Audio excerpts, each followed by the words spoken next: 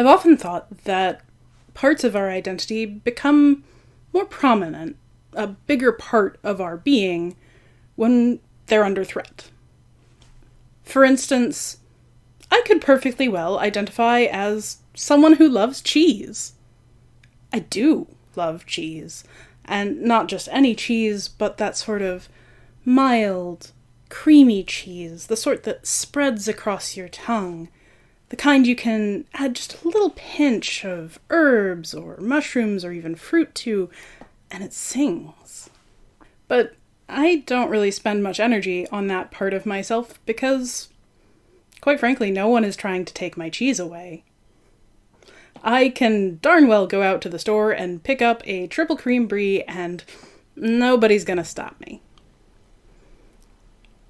Nobody is going to call me a filthy dairy slut or burn Havarti in my lawn for my cheese preferences. It's fine. On the other hand, I made an entire video about the fact that I'm fat. To me, the two statements, I love cheese and I am fat, are of roughly equal importance, but to society, the statement I am fat implies that I am lazy, that I am less of a person, and myself is under attack. And so, being fat is important to my identity in a way that loving cheese never could be. I have never felt so Jewish in my life as I have in the last 5 years.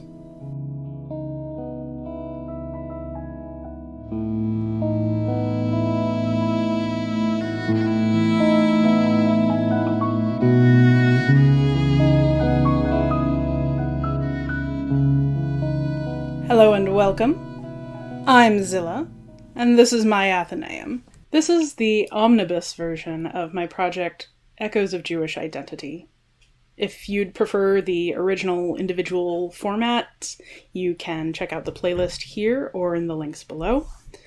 And I'll be attempting to add chapters to this video so you can navigate at your pleasure. I do want to encourage you to watch the whole thing, though.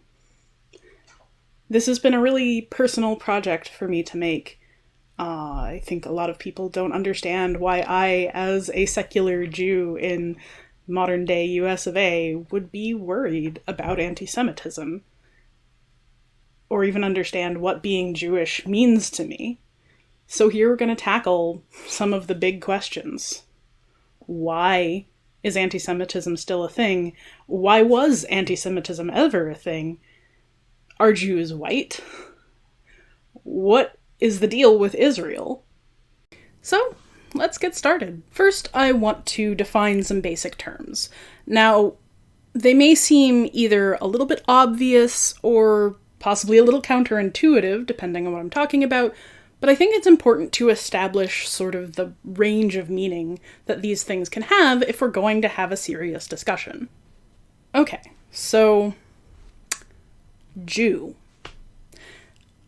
A Jew can be anyone who practices Judaism of any type. But a Jew can also be someone of Jewish ancestry, depending on the context, or just somebody raised in the culture of Judaism, since what Judaism is seems to entangle both religion and culture and heritage.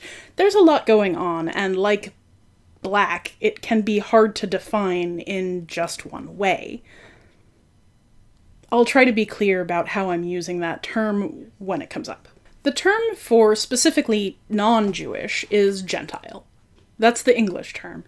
You might also hear goy, goyish, goyim, things like that. I'll try to stay away from that, just stick to the English. There are also other terms that are less neutral towards Gentiles, and you won't be hearing those here. Now we come to a couple of terms that I personally find really tricky. Let's start with anti-Semitism. Now, the basic meaning of anti-Semitism is prejudice, hatred, or aggression towards Jews or Judaism. And that's kind of a wide spectrum. And it gets even stranger when you realize that Semite doesn't just mean Jew. But that is the preferred English term, and so while I might get into something and say it's anti-Judaic, I'll try to keep to the common usage. Likewise, Islamophobia is frankly an imperfect term. Not only does it mean in English the prejudice, hatred, and aggression towards Islam, but Muslim people and Arabs, which are not the same thing, although they do overlap. Even more than that, the root phobia, which in Greek means fear, opens the door to a bunch of semantic word games where people will say, oh, I'm not afraid of Muslims. But that's not what it means. In English, this word is used to talk about hatred and bigotry. And so that's what I'm using it for. Yes.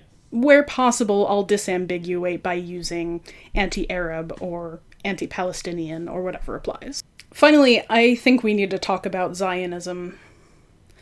The problem with Zionism is that there are two very distinct definitions. The one that I grew up hearing, and the one I think that most people who self-identify as Zionists would accept, is the recognition of a need for a Jewish homeland in light of the history of persecution and genocide against the Jewish people. Combine this with a desire to be near the sacred sites of Judaism in Jerusalem and the surrounding lands, and you have what I grew up with as Zionism. The other definition, the one I hear more commonly used in media, especially surrounding trouble in the Middle East between Israel and Palestine, is a sort of feeling of divine right, that Israel and the Jewish people have ownership based on God's decree of Jerusalem and the surrounding lands, regardless of who is in them right now. I'm not going to say that there aren't Jews who feel this way. There certainly are, both in Israel and out in the diaspora. But I don't think that that's the definition that most Zionists would agree with. So when I talk about Zionism, if I even use that word, I'll try to be very clear about which definition I'm using. But I think it's really important for this discussion that you know that both those definitions exist, that they're different, and that they often get conflated, especially from outside. Got that? Okay, great. Let's move on to why I want to talk about this and why now. I grew up in a Reform Jewish family in a major city in the US. Religion was certainly a part of our lives, but it wasn't exactly a defining influence. As a child and young adult, I rarely encountered hatred of Judaism or even ignorance about it. And I kind of grew up thinking that anti-Semitism was a thing of the past. After all, we won the war, right? America killed the Nazis and freed the Jews, and now the only people who think Jews are bad are fringe conspiracy theorists, right?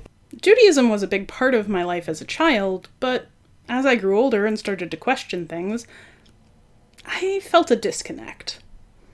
There were just too many arbitrary rules and too many things we had to take on faith. It wasn't comfortable for me. Now, don't get me wrong, I still have a deep fondness for Judaism as a whole. I love that the culture I was raised in values scholarship, friendly debate, silly overthinking, change and progress. I love that there is a holiday where you're supposed to get drunk, if you can, and another where you're supposed to really sit and think about the past and atone for any mistakes that you've made. Promise to do better in the new year. But I'm too much the scholar and critical thinker and not enough the believer to be able to take God for granted. I started to argue with my rabbis and debate my religious school teachers. There was really no help for it. I was either going to have to become a rabbi or leave the faith. I decided to walk away. I've felt so much better since because I don't have to obey rules that are just arbitrary. I don't have to pretend a faith that I don't feel, and I don't have to pay lip service to prayers that I know other people find meaningful and sacred. It almost felt like blasphemy. But I still eat Jewish food, and I do keep Yom Kippur. That was nearly 20 years ago. I'm not a religious or practicing Jew, and I haven't been. When I say I've felt more Jewish in the last 5 years than I have in the rest of my life, that's not me wandering back towards a faith I never had. That's me coming to the understanding that my culturally Jewish identity could get me or my family killed. And that's why I want to talk about it now. In 2015, Donald Trump became the Republican nominee for President of the United States. Concurrently, the Anti-Defamation League, an organization whose purpose is to track anti-Semitic activity across America, noted a large spike in such activity. That spike continued to rise in 2016 and 2017, and in 2018, America faced its largest and most deadly mass shooting of Jews. 11 people killed at the Tree of Life Synagogue in Pittsburgh. The next year, there were 3 mass shootings. One at a place of worship, one at a Jewish grocer, and one at a rabbi's home. Despite many claims to the contrary, this is no coincidence, and just because it's only one of several kinds of bigotry that Trumpism encouraged doesn't erase the fact that it happened. Still, people like to point to the Jews in his retinue, like Jared Kushner, Stephen Miller, and even conservative sophist talking head Ben Shapiro, as evidence that Trumpism can't possibly harbor anti-Jewish sentiment. But just like the argument that you have a black friend doesn't make you not a racist, this argument just doesn't really hold water. Bigots like Trump do not care what tools they use to achieve their ends, and you can bet that as soon as they've finished serving their purpose, any of those people would be lumped in with the rest of the undesirables in a blink of the eye. The other big argument that people like to make, that the American right wing can't possibly be anti-Semitic, is their purported support of Israel. And I can't entirely blame even the Jewish people who fall for this rhetoric.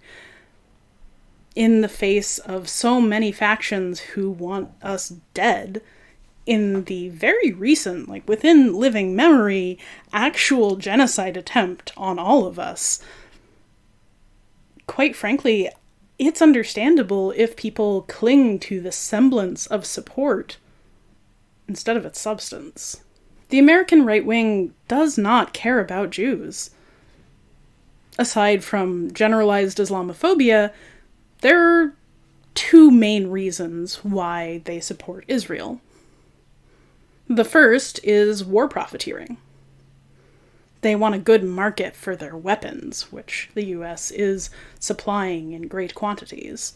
And they want to loot that cheap, lovely crude oil that they can make all that money off of. Artifacts to the Museum of the Bible and other things imported from places too war-torn to really look after it. The religious right are even more terrifying. They want war in the Middle East to bring about the apocalypse. Like literal Jesus rising and choosing them to go alongside him to heaven, leaving the unbelievers in sin. I wish I were exaggerating, but I am not. I cannot stress enough that the American right wing does not care about Jews. They are, one and all, using Israel. And it's not to Israel's benefit. Moreover, supporting Israel does not mean supporting American Jews. Anti-Semitic laws and policies are put into place with alarming regularity, and even Trump himself admitted in his supposed statement of support that he doesn't think Jews are or can be American. Unfortunately, the American left is not much better at being allies to their Jewish brethren. It's that conflation of Israel with Jews. It's not uncommon for somebody on the left to start in a really good place, calling for humanitarian aid and intervention in Palestine, and slip right over into anti-Semitic rhetoric. Jews across the diaspora are frequently called to account for a government they don't belong to, and quite often have little love for. It's frankly terrifying to be a Jew on the left, not knowing if your friends and comrades will even recognize the setup for an anti-Semitic purge.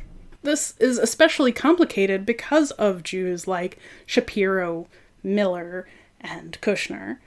There are plenty of Jews who refuse to recognize that just because we have been discriminated against and killed, it doesn't make us immune from the same human impulses that caused it to happen to us.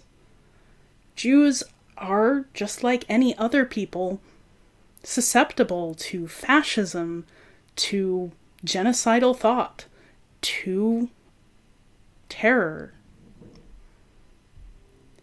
Killing and displacing Palestinians is not any less abhorrent than the killing and displacing of Jews.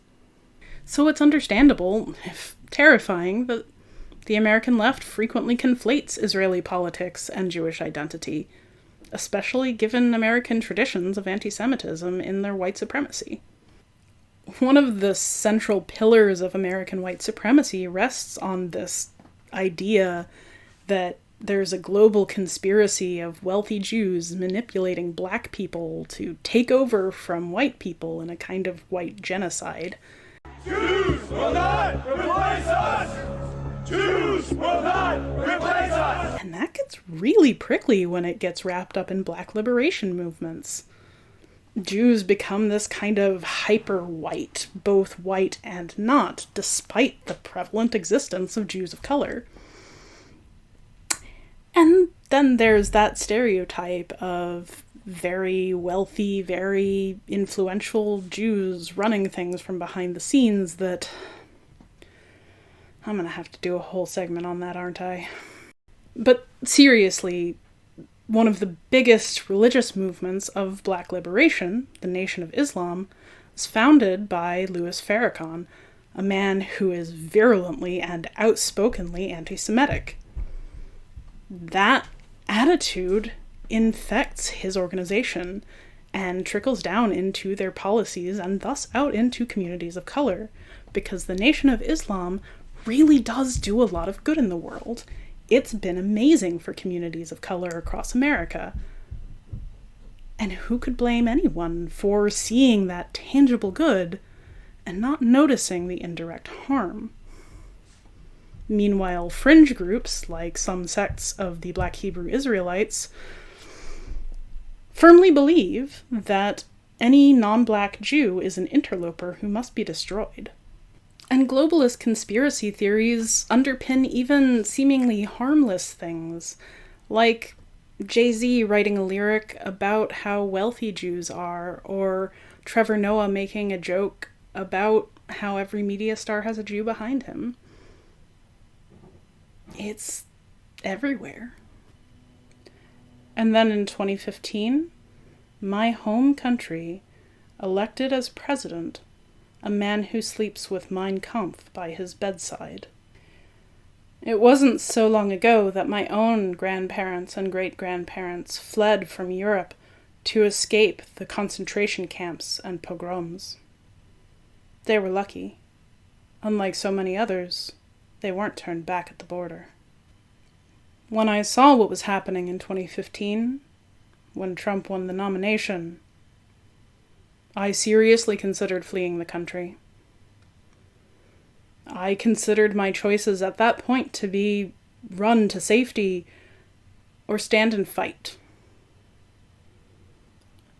I chose fight.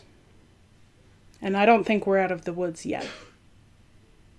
I'm going to keep using my best weapon, my voice, to push back against the anti-Semitism I still see.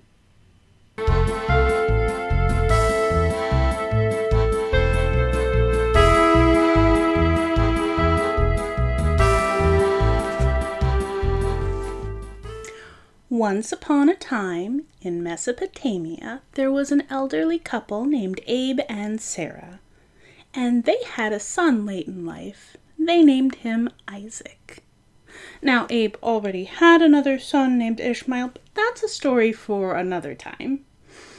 Anyway, Abe had this glorious vision that one day, all of Sarah's descendants would be chosen by God. And so, Abraham and his son Isaac, and Isaac and his son Jacob, and Jacob and his son Joseph, and so on and so forth, forever after, through all of time, they became the Jewish people. More or less. Ish. The story of the Jewish people is one of discrimination and oppression, of being a people apart. We were monotheists in a world of polytheism. We were chosen people who bowed to no one in a land of kings and living gods. We were wanderers, a people without a homeland of our own for much of our history. Our first story of being subjugated comes at the hands of the Egyptians. Now, Joseph had moved all of his brethren there, but they had kept some of their own culture. Just as in modern day, a Catholic family might move into a Protestant neighborhood, but stay Catholic even as they became friends with their new neighbors, so too the Jewish people held on to their religion, even as they adapted to Egyptian culture. Eventually, over the generations, that maintenance of custom, that community within a community, the differences, led to discrimination, and discrimination led to subjugation, and subjugation led to enslavement. And by the time of Ramses II, the Jews were living in a tenemented ghetto, and Ramses decided that it was time to whittle those Jews down by genocide, and had all of the baby boys killed. Do you want rebellion, Ramses? 'Cause that's how you get rebellion. And indeed, in the next generation, under the leadership of Moses, the Jews did rise up and walk away from Egypt forever to go found their own homeland. They conquered a whole bunch of people. Israel was a fertile place in the deserts, a land of milk and honey, which means there were people living there. So, okay, maybe the Jews aren't always the targets of the violence. Anyway, they founded a kingdom there and lived for many generations. And other people saw that it was good and wanted to take a bite. So there was lots of fighting, conquest, reconquest, resettlement. It started in the 8th century with King Sargon II of Assyria, and then again about 2 centuries later when Babylonian King Nebuchadnezzar II destroyed the first temple. It's a popular practice when trying to assimilate a group of conquered people to divide them up into smaller sections and resettle them all around your empire so that they're forced to fit in. Well, this didn't work too well on the Jewish people, who had experienced this before, and their strong sense of religious identity, combined with their adaptable social customs, allowed them to hang on to their identities even as they were resettled in places like Babylon and Egypt and Greece and Rome. Oh, there was still plenty of dislike for them based on their differences. In the 5th century BCE in Persia, there was an attempted genocide.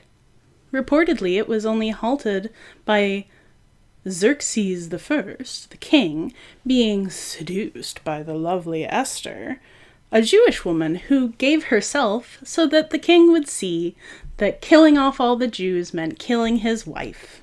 The Romans tried to force the Jews to worship their gods, and emperors, and when met with refusal, frequently killed them. They tried sacking the Second Temple and doing that whole resettlement thing, but the Jews maintained their own identity even so. There were a number of Jewish rebellions, each one squashed by the Romans, and eventually Jews became a normal part of life in the Roman Empire, those untrustworthy, poor, dirty heathens. Things got extra weird once that whole Christianity thing happened. Jesus, of course, was a Roman Jew. And he was an activist who wanted to improve both of those identities. He thought that the corrupt Romans and the Jews who had integrated a little bit too much into those parts of Roman society that weren't really good for people could use reforming, and he and his followers set out to form a new kind of Judaism, which refocused on kindness and nonviolence and charity. In the centuries after his death, it was declared that Jesus had been the Messiah, a messenger from God come to save the world. This, in the end, is the crucial difference between Christianity and Judaism. Jews just don't believe that Jesus was the Messiah, and so everything that follows from that is a little bit sus. As for the Romans, well, they persecuted the Christians quite harshly, and not because they cared that they'd split off from the Jews. Why would they care about that? It was because the Christians practiced all their worship behind closed doors. You could worship just about any way you wanted in the Roman Empire. You want to sacrifice a bunch of bulls? Go for it. You want to self-castrate on top of a mountaintop? We won't stop you. But if you're practicing in private, that must mean that you're doing something you don't want the government to see.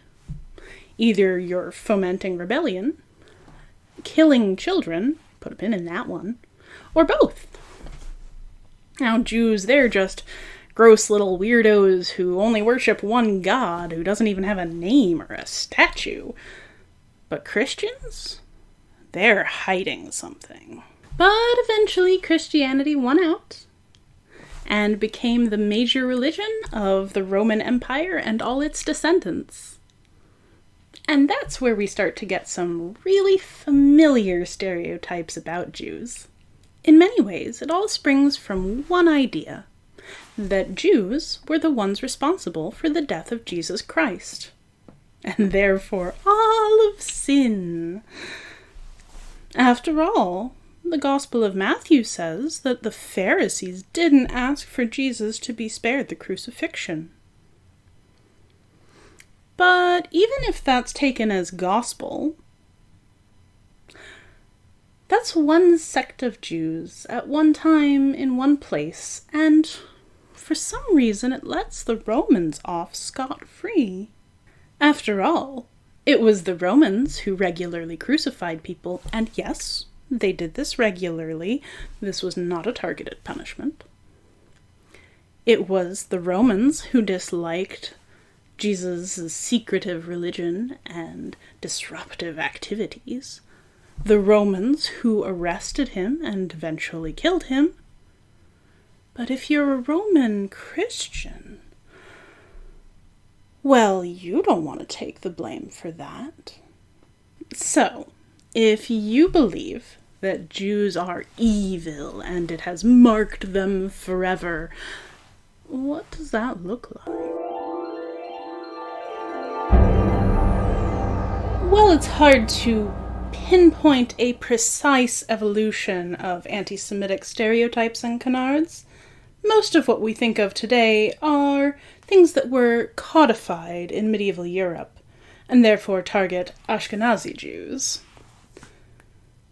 Your foremost popular parodic traits of the horrible Jew are red hair, a big nose, a glib tongue, and insatiable greed.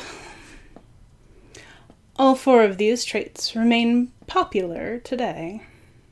I can't tell you where the nose came from, but red hair is a recessive trait, which means that within carrier populations, it's going to be more common within groups that don't marry outside themselves so much. So people who are physically isolated, like the Irish, or people who are socially isolated, like the Jews. As for glib speech, well, I've mentioned before that Jewish culture generally fosters scholarship, friendly debate. It's common Jewish religious practice to study the Bible in groups, to commentate the holy texts, and even to give your own interpretations. This spreads out to other areas of Jewish life as well, and even people in the diaspora, like me, who were raised more secular but culturally Jewish, tend to form a habit of collaborative speaking, where you're encouraged to have your own voice, to speak your own opinions, and to talk with one another, collaboratively interrupting. This kind of speech pattern doesn't really lend itself to keeping our opinions silent or taking orders, much less to answering a complex question with a simple answer. And greed? Well, that was the Christians' own doing. You see, their Lord and Savior forbade the practice of usury, or charging interest on lending money. Since in this economy there was still a great need for money lending, but no one would do it without a profit to be made, that left a gap that someone needed to fill. In an environment where Jews were actively prevented from competing with their Christian counterparts in many areas of business, well, usury, money lending, and banking were often the only places where they could make a living. So they did. But money is a tricky thing, and nobody likes to pay interest on a loan. In time, a society that was already primed to see the outsider as evil came to associate the ills of the profession with the character of the people who had been forced into it. But these are only the most benign of the things I have to tell you. In about 400 CE, Saint Jerome began on his life's work, a translation of both the Old Testament and the New into a Latin Vulgate, something that all of the people would be able to read so that they could take in the words of God for themselves. Translation is a little bit slippery, though, and when he was translating from the Hebrew description of Moses, there's one particular word that seems to have given him some trouble. There are two good translations of this word, depending on their context. Most scholars would use the word here for a ray of light, a corona, a halo. But St. Jerome translated it, quite technically correctly, as horns.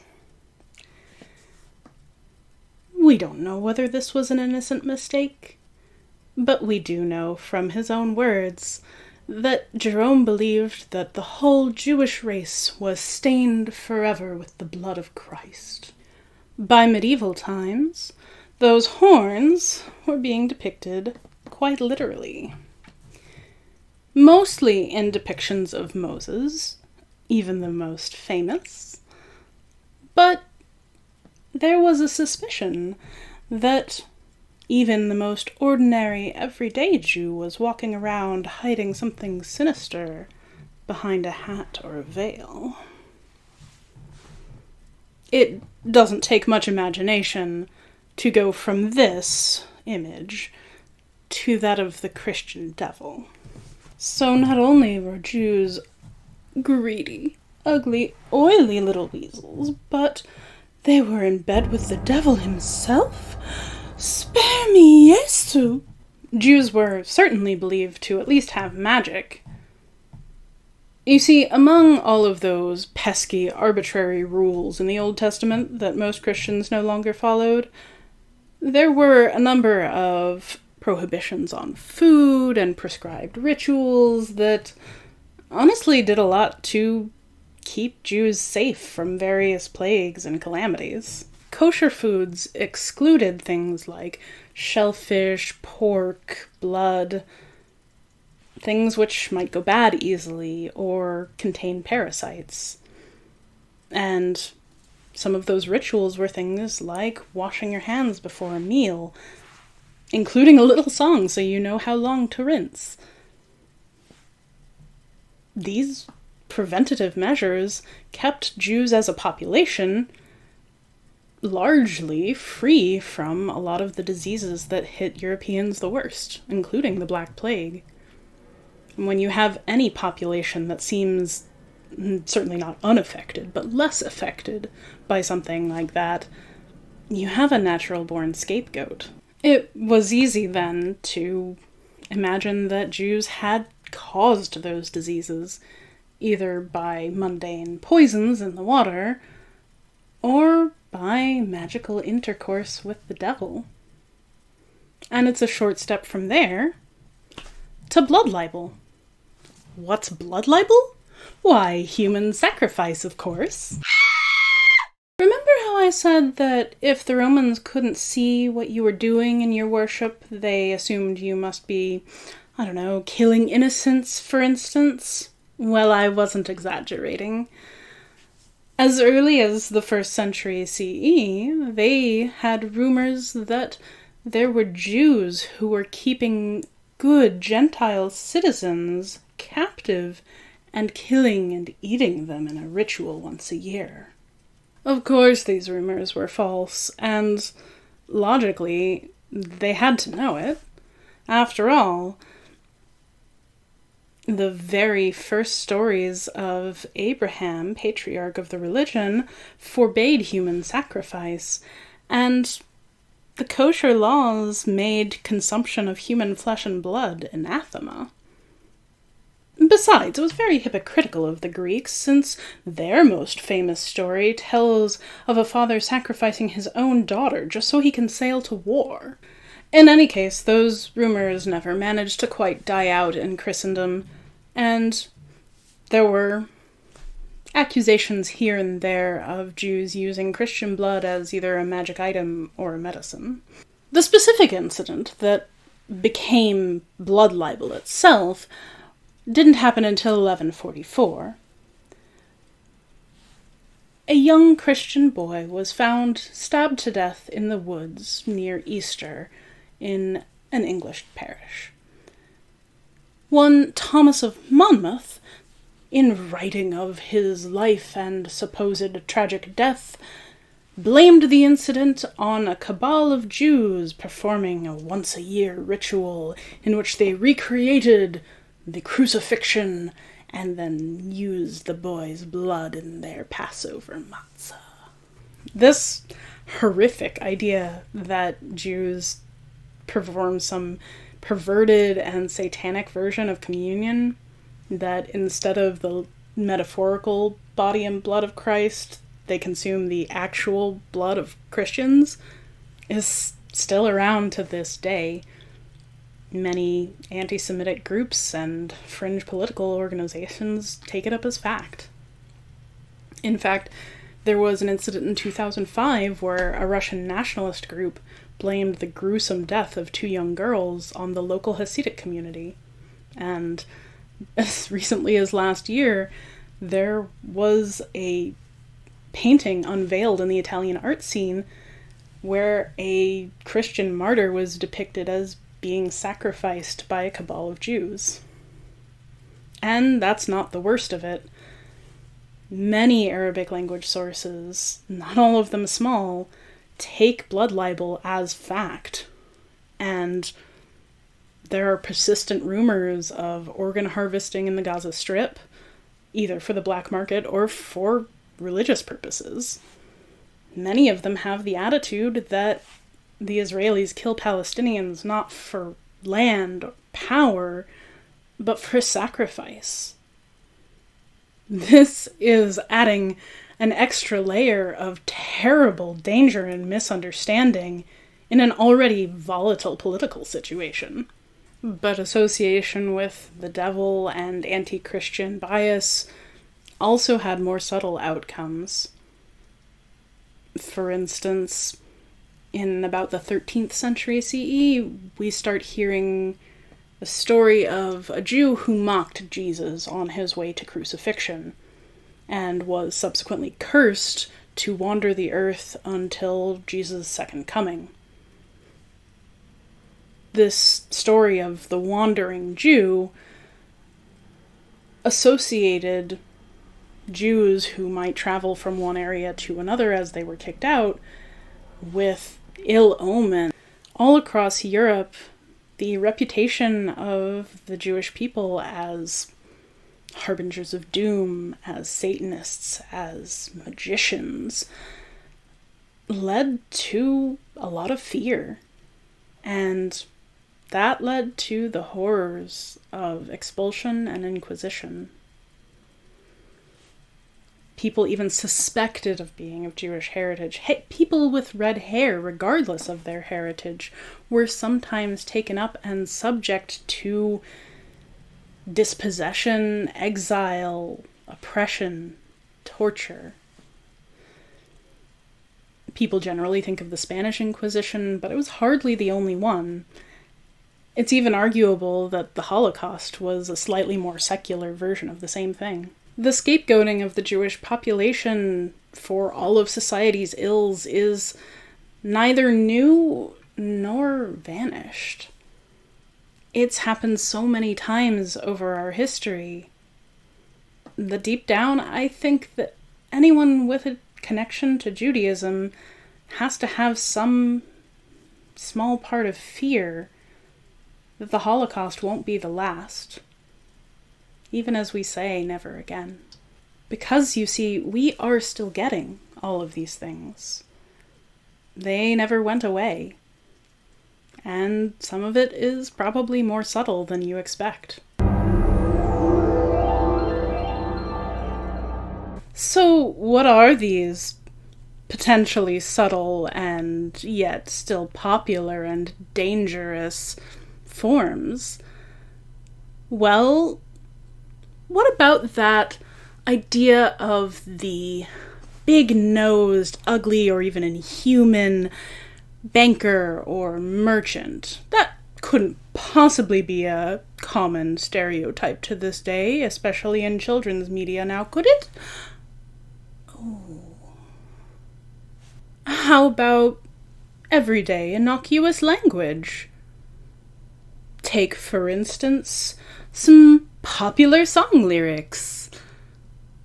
Or, even less blatantly, what about the phrase to Jew someone down, as in to haggle? Someone actually used that at a member of my family once, without ever having thought about the implications. Okay, but those are probably, or at least plausibly, accidents. And if some child grows up thinking that bankers are often ugly, big-nosed little men, but doesn't know that means Jew, well, that's probably not going to get anybody killed. But a belief in lizard people might. That's right, the butt of jokes, the semi-fictional, semi-real conspiracy theory was made up by a horrific anti-Semite, who might actually believe that Jews are secretly lizard people trying to control the world. And if somebody genuinely believes that you are not human, well, there's no telling what they'll do. Next up is the belief in the magical Jew, the satanic Jew, the wandering Jew. In their more modern outcomes, these have largely gotten tangled together, and the outcomes are a little bit less on the nose, but they are still a problem. One other note on this subsection: a lot of things you'll hear here are the same sort of discrimination you'll hear against the Romani peoples. Now, Jews and the Roma are not the same, although they can and do overlap, but in many ways they've been discriminated against in the same ways. They've both been repeatedly cast out of their homes, wandered around without a homeland sometimes, been discriminated against long-term, especially in Europe, and both were primary targets of the Holocaust. So, while not everything is the same for both groups, some of these stereotypes will sound familiar to you. If you'd like to see me do a deeper dive into Romani issues, leave me a comment or shoot me a note on Twitter, and I'll see what I can do. So, as to the mystical Jew stereotype, like I said, this tends to be a little bit more subtle. Nobody's ever asked me if they could see my horns, though I have been asked if I worship the devil. Anyway, what this stereotype tends to come out to is media representations of a Jew as a sinister or mysterious force, someone who uses magic. This shows up in lots of fantasy and magical realism. The two instances that come to mind for me are Fanny and Alexander and Guy Gabriel Kay's The Lions of El Rasan, but I couldn't possibly list all the times I've seen it. These stereotypes are just the same for the Roma, and just as wrong in both cases. Hand in hand with the magical Jew trope is the seductively pretty young Jewess. And yes, this is basically the only time you'll hear somebody who's ever met a Jew use the term Jewess. Anyway, there's this idea that as ugly and off-putting as the men and older women are meant to be, sometimes the young female Jews will be shown as seductive, using an older kind of magic to lead good Christian boys into temptation and sin. See previous comparison to the Roma, and also, seriously, unless she's trying to prevent a genocide, Xerxes, it's probably not happening. And no, I don't want your number. No, I don't want to give you mine. No, I'm not going to meet you nowhere. No, I don't want none of your time. Then there's the exoticism around Jewish mysticism. Numerology and the Kabbalah get sort of taken up by these celebrities and white people who just find it cool. They have no faith base or history or connection to the spiritual meaning of these practices. They just take them up as some kind of toy. And while this isn't as widespread as something like, say, smudging with white sage, which is actively driving the plant extinct so that the tribes who need it for their actual spiritual practices no longer have access, it's still not great. This isn't exclusive to Western cultures either. There's a lot of appropriation of Abrahamic iconography in, say, Japanese anime, although that may also be spurred by Ultraman, which was created by somebody with a Christian faith. But any marginalized group can tell you that having the majority culture pick up the trappings of their sacred beliefs is not a happy experience. Jews have been persecuted over these practices in specific, and so to have Gentiles take them up to ooh and ah over, well, that's where it crosses the line into problematic appropriation. And now, we're going to have to talk about the Protocols of the Learned Elders of Zion. The Protocols are a piece of Tsarist propaganda created by the literal Russian secret police in the early 20th century. It, of course, purports to be edited from the notes on a real meeting of Jewish elders, but we know that it was primarily created by one Sergei Nilus, apologies if I've mispronounced his name, and a band of other co-editors. This piece of propaganda is the origin of the specific claim that Jews are fomenting rebellion against the governments they live under in order to perpetuate a kind of white genocide and take all the power for themselves. It creates this conspiracy known as international Jewry, which does not exist. It doesn't exist. Okay? But it says that international Jewry is using the techniques of poison, manipulation of the lesser races, undermining the moral fiber of the societies they live in, and using their vast wealth and control over the media to basically make the world so unstable that they can just take it over. It should be pretty obvious by now where all of these accusations come from. They're just a dressed-up version of the same old stereotypes coming out to play. The glib speech of media, Satanism and seduction, greed as if Jews are some kind of evil dragon trying to hoard it all to themselves.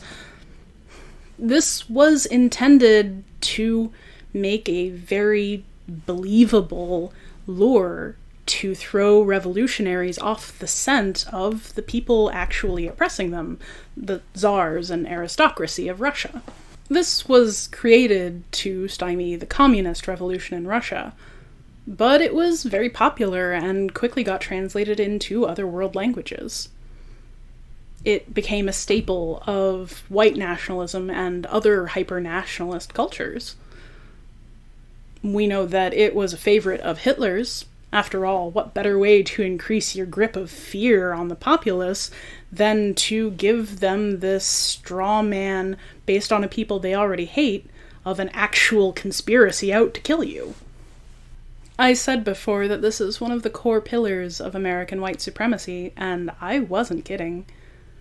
The Ku Klux Klan, the Aryan nations, both believe this poppycock and use it as centered in their ideology. The Proud Boys, the alt-right, you can hear them chanting, "Jews will not replace us." You can watch their videos about white genocide and international Jewry. And there are plenty of ordinary people who've never heard of the protocols, but they've heard of international Jewry. They don't know that Jews are a diaspora, not a conspiracy, and it's easy for them to believe that Jews are the ones hoarding a disproportionate amount of the wealth and media influence in America, even though we can clearly see that it's not. But this is what drives a lot of right-wing distrust of mainstream news, of Hollywood, and non-Christian music. And this propaganda is where communities of color get the idea that Jews are trying to control black people, too. They didn't create this fantasy out of nowhere, they got it from the white people who feared it. And this is where we get to contemporary American politics. Do you remember when Donald Trump posted an image of Hillary Clinton with a Jewish star behind her, and then shortly after somebody shot up a pizza joint? Or maybe the time that people started thinking the Clintons were assassinating people, or that George Soros was somehow involved in a child pornography ring? That's right! Trump and the American right wing coordinated to code Hillary Clinton as Jewish, even though she's not. And then they picked out every high-ranking Jew in her campaign and pinned conspiracy theories to them. And then, Pizzagate. There were lots of wild conspiracy theories suspiciously well-timed to the Clinton presidential campaign, but this one was more devastating than most, and is thought to be a precursor to the even wilder QAnon. In its basic form, there was a rumor that the emails fished out of Anthony Weiner's computer alluded to a satanic child pornography ring being run by the Clinton campaign and Democrats in general out of the basement of an independent New York pizzeria named Comet Ping Pong. Further allegations included satanic rituals, beheadings, and blood drinking. A related conspiracy theory alleged that there was video of Hillary Clinton and Huma Abedin, Weiner's wife, raping, murdering, and then drinking the adrenochrome-rich blood of a young girl to maintain their youth. Full-on Elizabeth Bathory nonsense. Surely you've noticed the similarity to our classic blood libel case here. First they take somebody with a Jewish last name, associate Hillary with Jewish symbolism, and then impute Satanism and ritual blood drinking to Clinton and her campaign. In this context, it sounds too ridiculous to be believable. But if you've never met a Jew in your life, if you were raised to believe in international Jewry and those evil Rothschilds and maybe even white genocide, if you think that you can't trust the mainstream media and only underground sources could possibly reveal the truth, well, in 2016, a North Carolina man burst into Comet Ping Pong Pizzeria shooting a rifle, demanding to be led to the basement so he could verify the rumors, convinced he was about to save the lives of innocent children. My friends, Comet Ping Pong Pizzeria does not even have a basement. Thankfully, no one was hurt in this particular incident, but he was hardly the only one who believed. People have been primed for thousands of years to believe exactly this kind of nonsense. And all such conspiracy theories have now merged into QAnon, a cryptic and frankly nonsensical concatenation of gibberish being put onto the internet anonymously by one, possibly two sources, mostly believed to be some combination of the owners and operators of the website 8chan. 8chan, for when 4chan just isn't fascist enough for you. QAnon believers not only buy into the Democrat and Jew-run child sex ring, blood libel, and satanic rituals, but also often believe that Trump is literally heaven sent to clear corruption out of Washington. It'll happen any day now. The latest date that I've heard for the supposed reinstatement of the Trump administration is sometime in early August.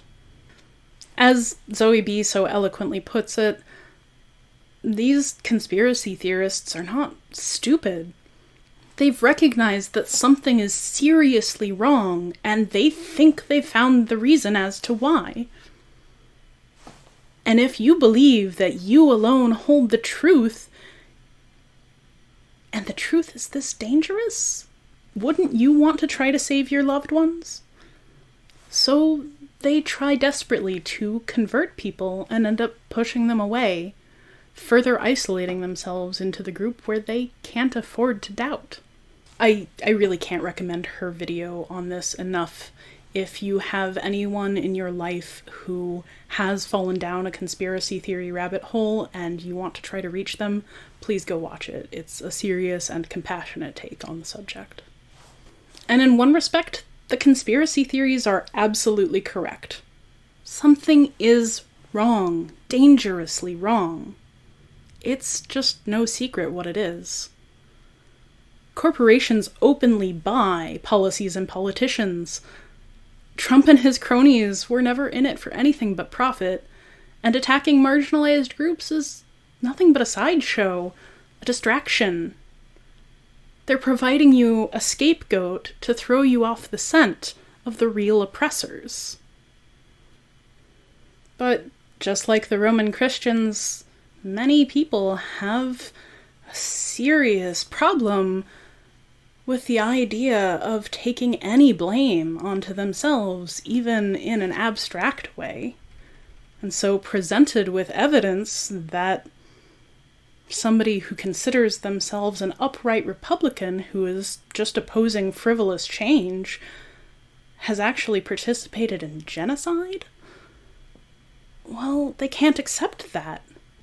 So they double down, and they stop listening to any source that conflicts with their identity. And if things should come to a final solution, well, they've already got a scapegoat lined up.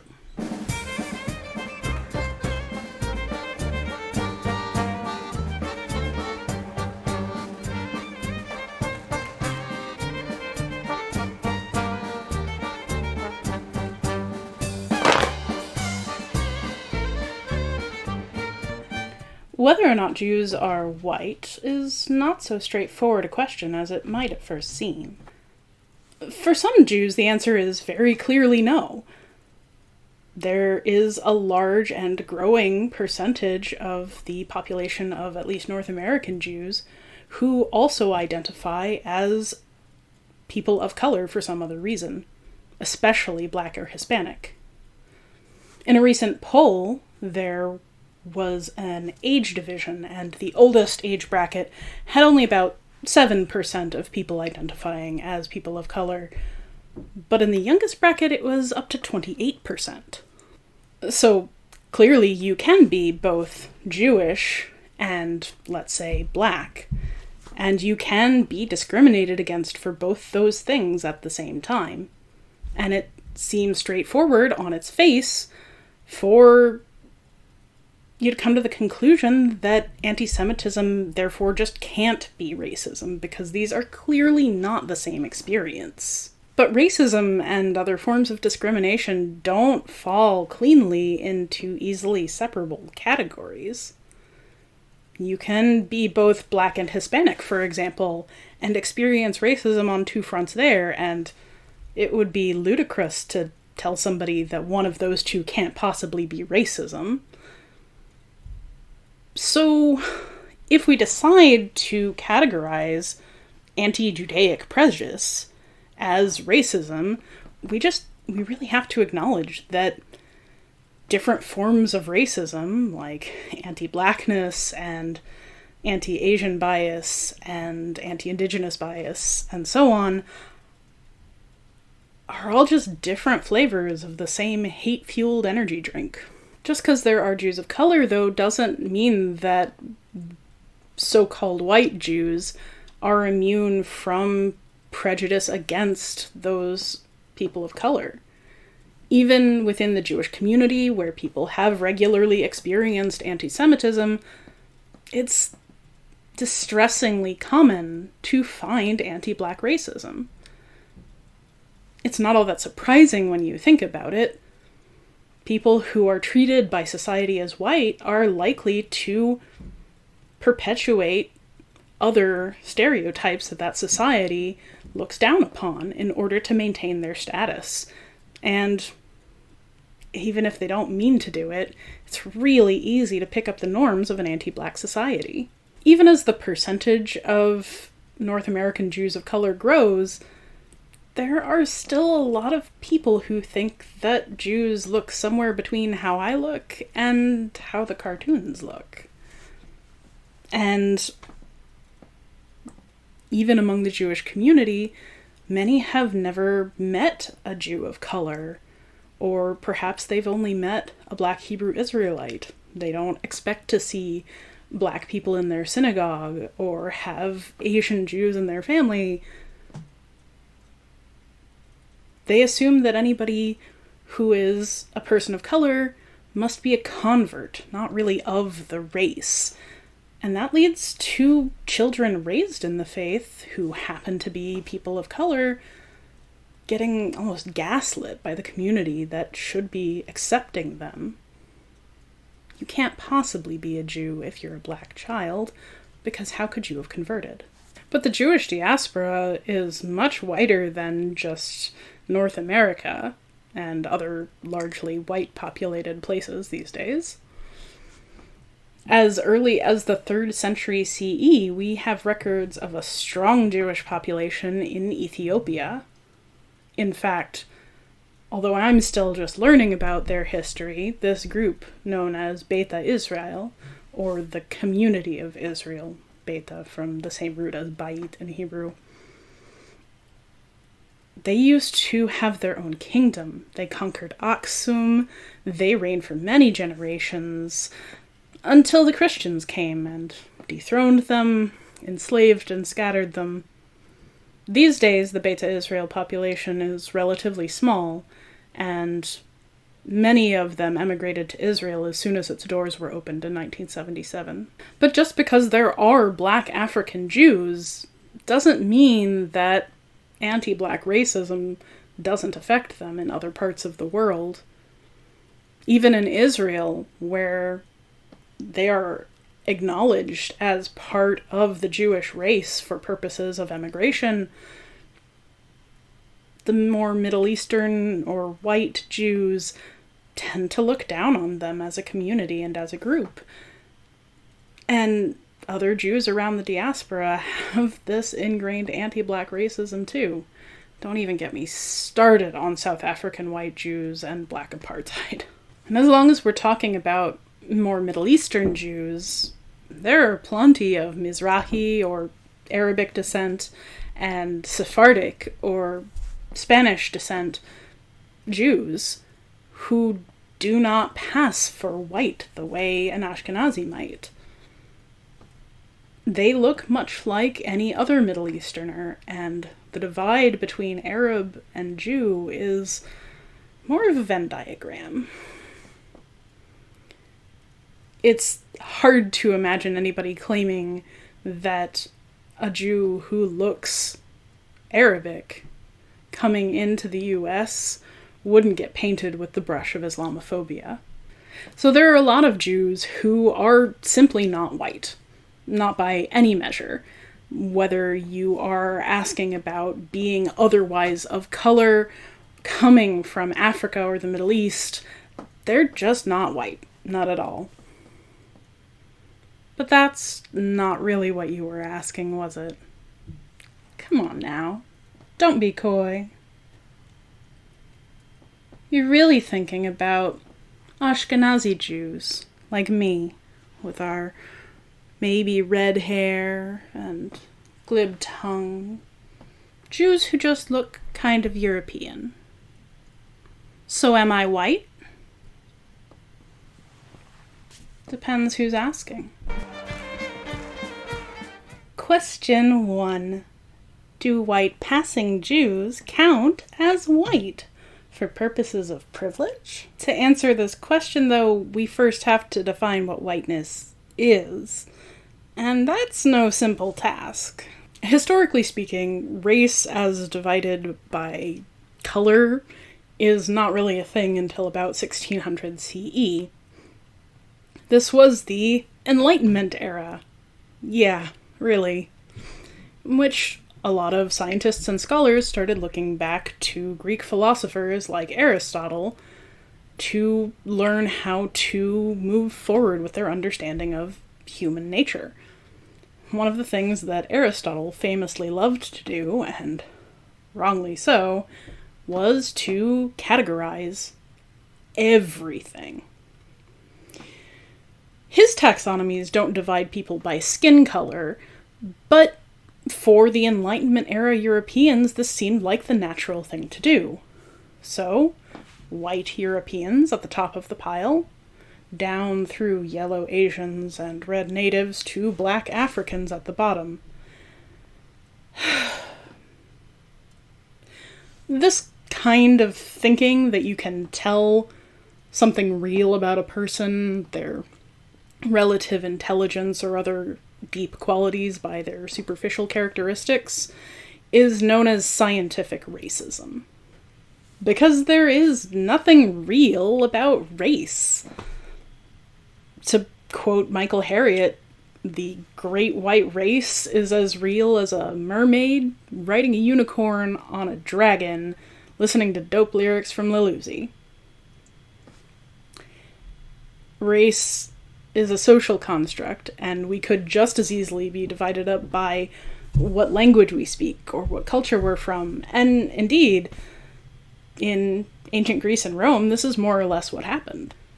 Not entirely, but if I delved into that right now, this would be a whole other video. So, suffice it to say that there's nothing natural or inherent about skin tone as a marker of distinction between different kinds of people. In fact, what white encompasses has shifted a lot over the centuries, and not just because of mixed race descendants of white rapists and their enslaved people of color. You might be surprised to learn, for instance, that as recently as 100 years ago, North America didn't consider Italians and Greeks, for instance, to be white. There are Italian and Greek Americans today who grew up being considered black due to their Southern European heritage and olive skin tone. It seems beyond belief that white people would claim the heritage of ancient Greece and Rome while denying status to the actual real-world descendants, but Eastern Europeans were also often not considered white.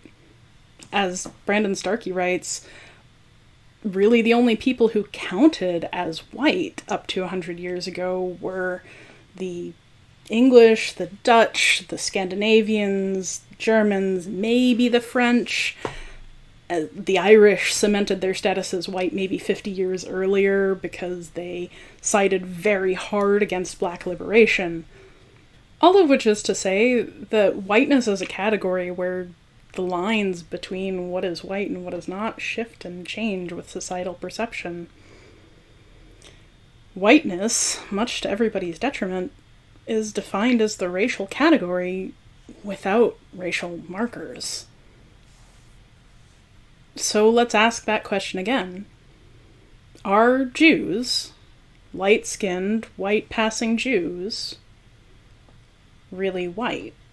Am I, a white-passing Jew with very few of the physical markers that people associate with Jews, am I white? In many ways, I have to say yes. If I'm filling out the census, they don't have a box under race for Jewish, and while I could tick other and write it in, what they're really looking for is, yeah, I'm white. And, frankly, I pass. If I'm walking down the street, nobody's going to look at me and wonder what country I'm from. No one is going to listen to my voice and think of me as other. I look, and in many ways act and think, white. In much of the white world, therefore, I just am white. I pass right over the hurdles that a lot of Black and Asian and other folks have to deal with every day. I'm not gonna get pulled over just because of my skin tone.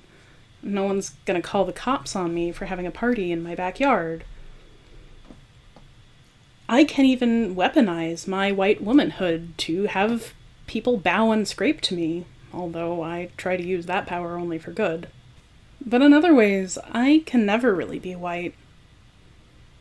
When a white person finds out that I'm Jewish for the first time, there's always this moment, a recalibration.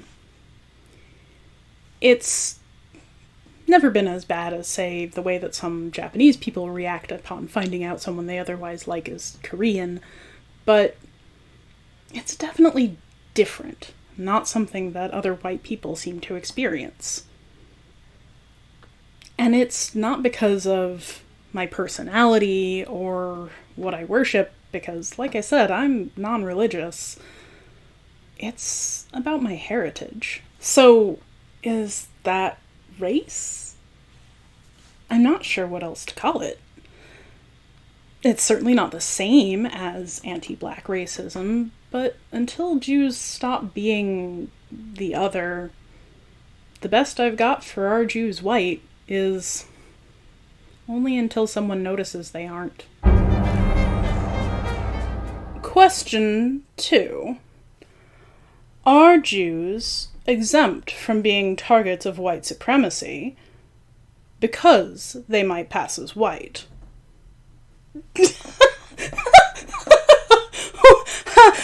No. I mean, we've already looked at the easy part of this question.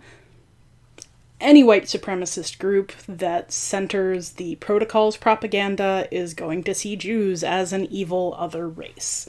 And anyone buying into the sort of subsidiary conspiracy theories like globalist banking or international Jewry is obviously not going to see Jews as white. There are white supremacist and nationalist groups all over the world who bank on making this distinction, that Jews are not white or not a part of them. There was Greece's Golden Dawn Party, which thankfully has been recently recategorized as a terrorist group, but also German ADF, France's Front National, which I think has been renamed to Rassemblement National, Orban's party in Hungary, Erdogan's in Turkey. There are groups in Austria, Australia, Russia. Anywhere that this distinction can be meaningfully made, someone loud and angry is trying to make it. We've already talked some about American black anti-Semitism, usually spurred in religious organizations like the Nation of Islam, the Black Hebrew Israelites, or even some sects of black Christianity. The belief there is that Jews are somehow worse than the white man. Almost, I've heard it called hyper-white. After all, the white man just wants to enslave your body, but the Jew wants to manipulate your soul. And this is definitely behind some of the reactions I've gotten over the years. I'll never forget the day that a group of my classmates, teenagers of color, collectively got up the nerve to send somebody to ask me, "So you're Jewish, right? Does that mean you worship the devil?" And then I turned our PE class into an impromptu comparative religions study. But that's just the innocence. They didn't know any better. They were curious. I've spoken more than once to a man rather high up in the Nation of Islam organization, and over time it became clear to me that he saw me and mine as the enemy, as people who were inherently trying to manipulate him, and who he had the right to manipulate right back. One of his cronies at one point sent a professional email referring to a relative of mine as a blue-eyed devil. This is that double valence again, hyper-white, both white and worse. Of course, I can't skip over the Arabic world. The tensions there are built on a foundation of racism, of complex political power dynamics, of many years of war and strife, religious conflict, killings, and terrible misunderstandings. I can't untangle it all right now. I'll talk about a lot of it later. Suffice to say that despite the existence of many Arabic and Middle Eastern Jews, Mizrahi Jews, some Sephardic Jews, etc., many Arab political factions, even news outlets, paint Jews as inherently blood and bone different from not only Arabs, but also white people. And like I mentioned before, even in North America, groups that are considered white now weren't necessarily always so, including the Jews. Up until 1944, when news of the death camps in the Holocaust became too much to ignore, the US was routinely turning away Jewish refugees. And their reasons why will sound really familiar to anyone who was paying attention to Trump-era Islamophobia. Headlines from US and Canadian newspapers, even quotes from FDR himself, refer to Jews as alien, as having dangerous religion, being dirty and foreign and not able to assimilate. They might harbor terrorists among them, and we can only let so many in. There's also plenty of quieter, more individual racism. Let's take a story that a friend told me just a few years ago. Now, he had taken a 23andMe test, and found out that somewhere up the line, there was a very small percentage of Ashkenazi Jew. When he told his mother, who lives out in the Midwest, she begged him not to be public about it, because she knew it would mark their whole family as lesser in her neighbor's eyes. That's not about religion or even culture. That's the one-drop rule. There are also plenty of ways Jews are discriminated against on a day-to-day basis that have pretty ambiguous sources. Is it racism that makes so many Christians and ex-Christian atheists treat Jews like some kind of lesser version of Christians? Or is it that they just deep down believe we're going to hell and have to tell us in the most patronizing way possible?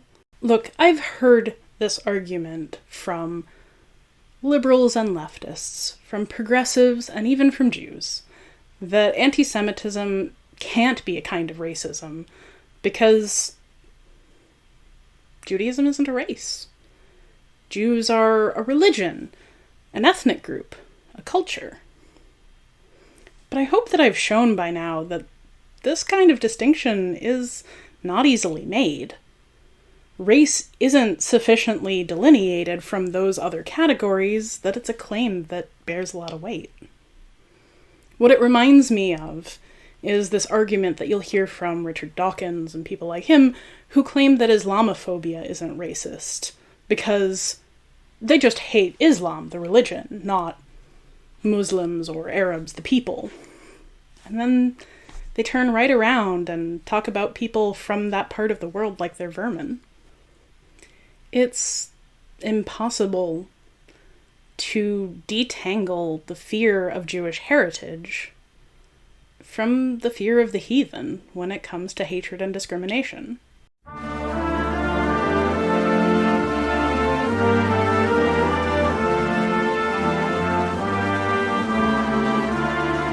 So, why is Israel? Why does it exist? Why does it take up such an outsized proportion of the global news cycle? And why are Jews who consider Israel a foreign country still so often conflated with it? The history of the area we know as Israel now is, as I've mentioned, one of conquest and reconquest. The fertile eastern shore of the Mediterranean Sea, known as the Levant, has been occupied in some form or another for about 2 million years. The people that we can recognize as the ancestors of the Israelites, or the Jewish people, show up sometime in the early Iron Age, but the independent kingdom, the monotheistic monarchy of Israel, is founded sometime around 1000 BC. Though there were many invasions and resettlements, a large Jewish population persisted in the area.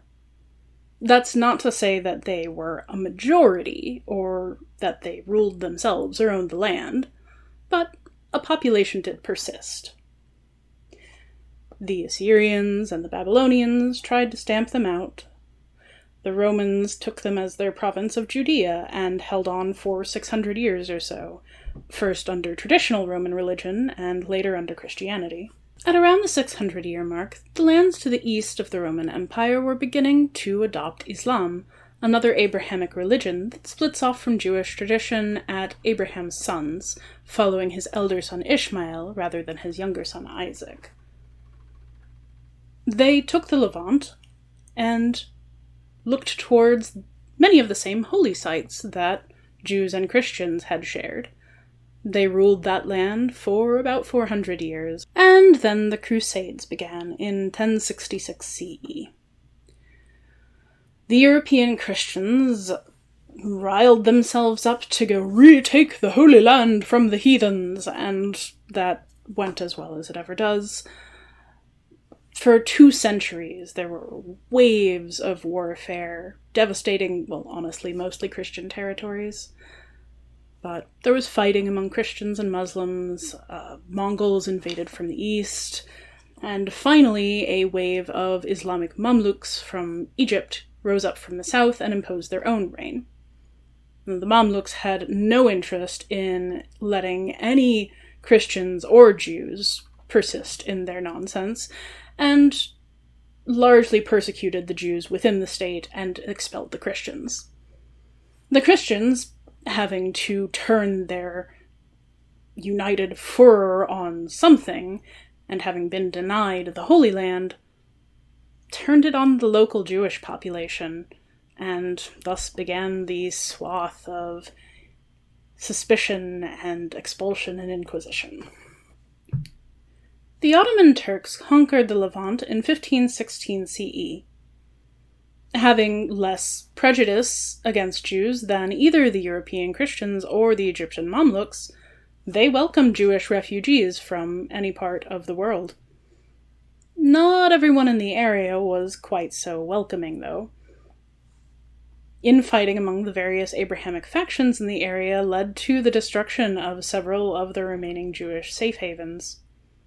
In the end, the Ottoman government had to declare its intent to make formal harbors for Jewish safe havens, and bargain with its internal factions to make peace.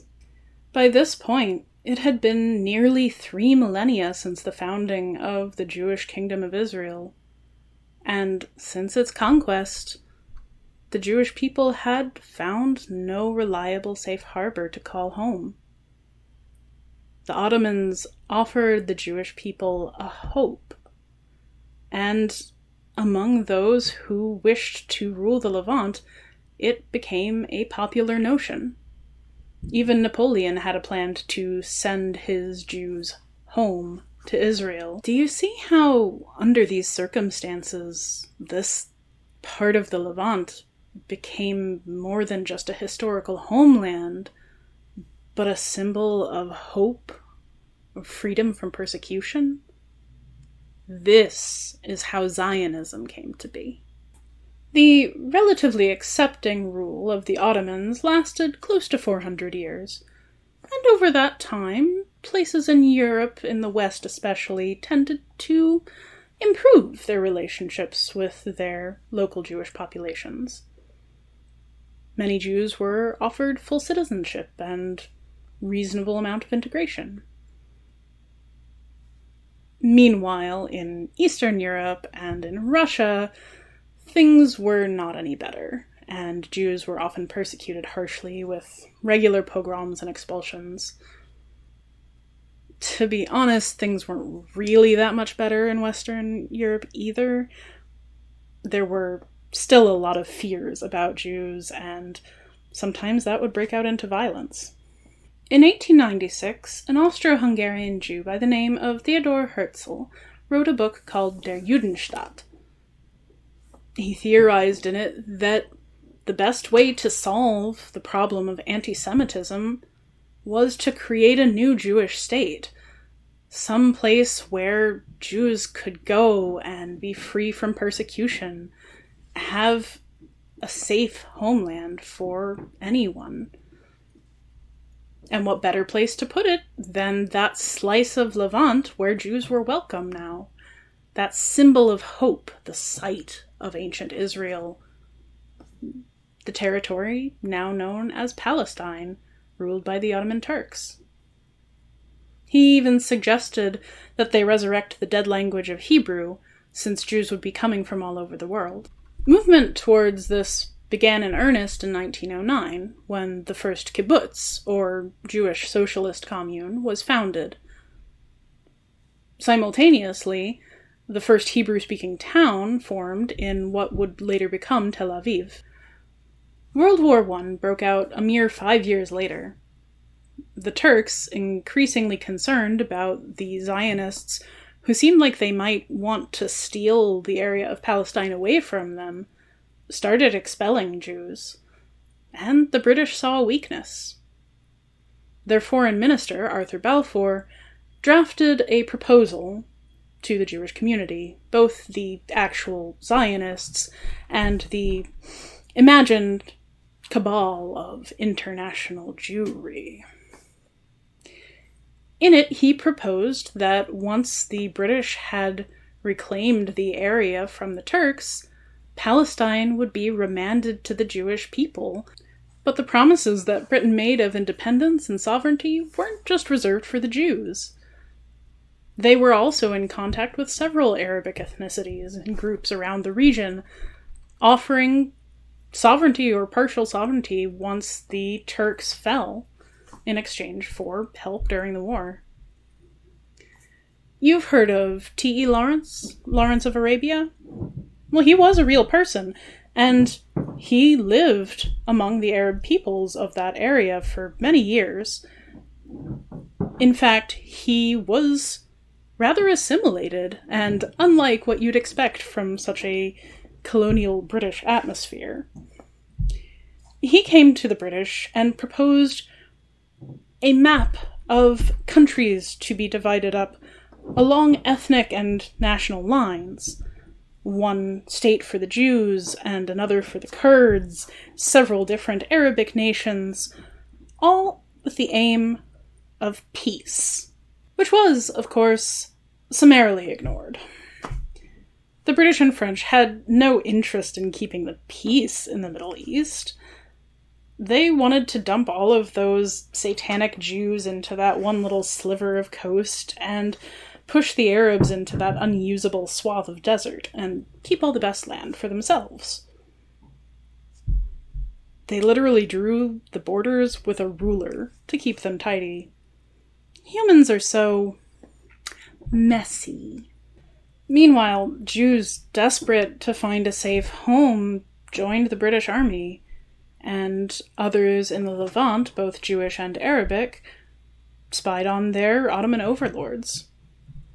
Combined with a huge Arab revolt, the Ottomans were so off balance that the British and French were able to overpower them and take the region. It cost them very little to offer up this sliver of land to dump their Jews in, under careful supervision, of course. The Balfour Declaration was ratified by the League of Nations, and Israel was reborn. Just one problem, though. There were still rather a lot of people living in the area who weren't Jews. At very nearly the same time as the Balfour Declaration was ratified, the Tsarists in Russia were cooking up the Protocols propaganda. When the Russian Revolution came, both sides heavily attacked the Jewish population. And suddenly, there was this huge influx of Russian Jews into the newly declared borders of Palestine before the Balfour Declaration's ink was even dry. Things got even more crowded as anti-Semitism rose following the translation of the protocols into European languages. Between World Wars I and II, many European nations started genteelly exporting their Jews to the newly formed Palestine, without their goods and money, of course. This pushed hundreds of thousands of Jews into this small Levantine coast over the course of just a few short years. The local Arab population had been displaced and subjugated by the British invasion.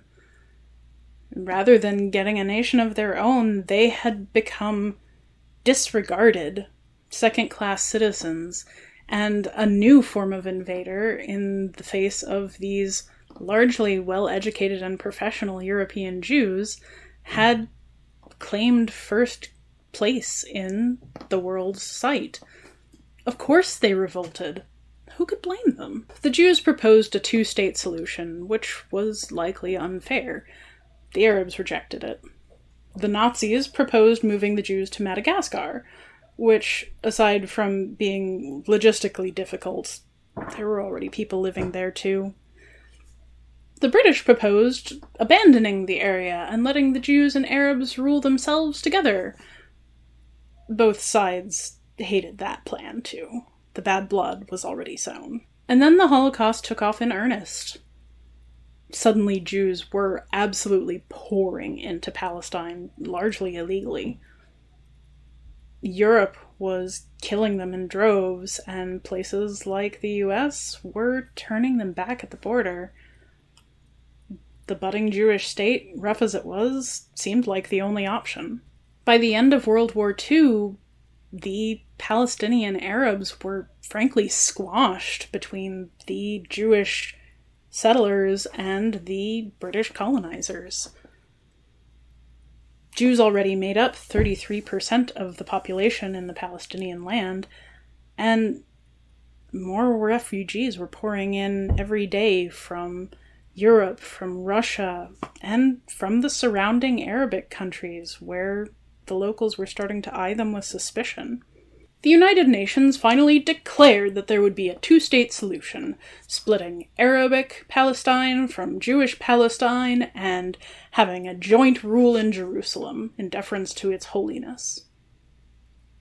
That didn't actually work. The British tried to hold back the tide of Jewish refugees pouring into the area, but provided no other safe destination for these angry, tired, and desperate people to go. In increasing alarm, the Arab League, consisting of Egypt, Lebanon, Jordan, and Syria, increasingly openly showed their support for the Palestinian Arabs, Lebanon going so far as to annex the proposed Arabic territory across the Jordan in order to keep it safe. The turning point was the support of the American and Russian governments for the Jewish fighters. With foreign-provided arms and logistical support, the Jews were able to rise up, claiming Israel for themselves.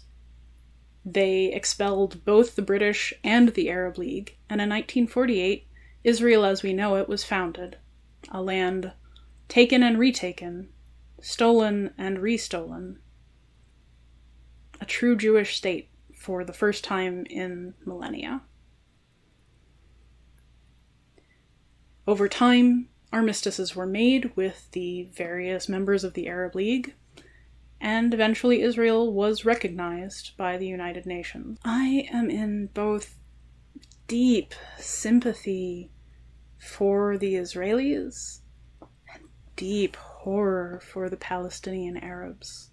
On the Israeli side, it seems very clear that there needed to be some end to the waves of genocidal hostility against Jews in the diaspora.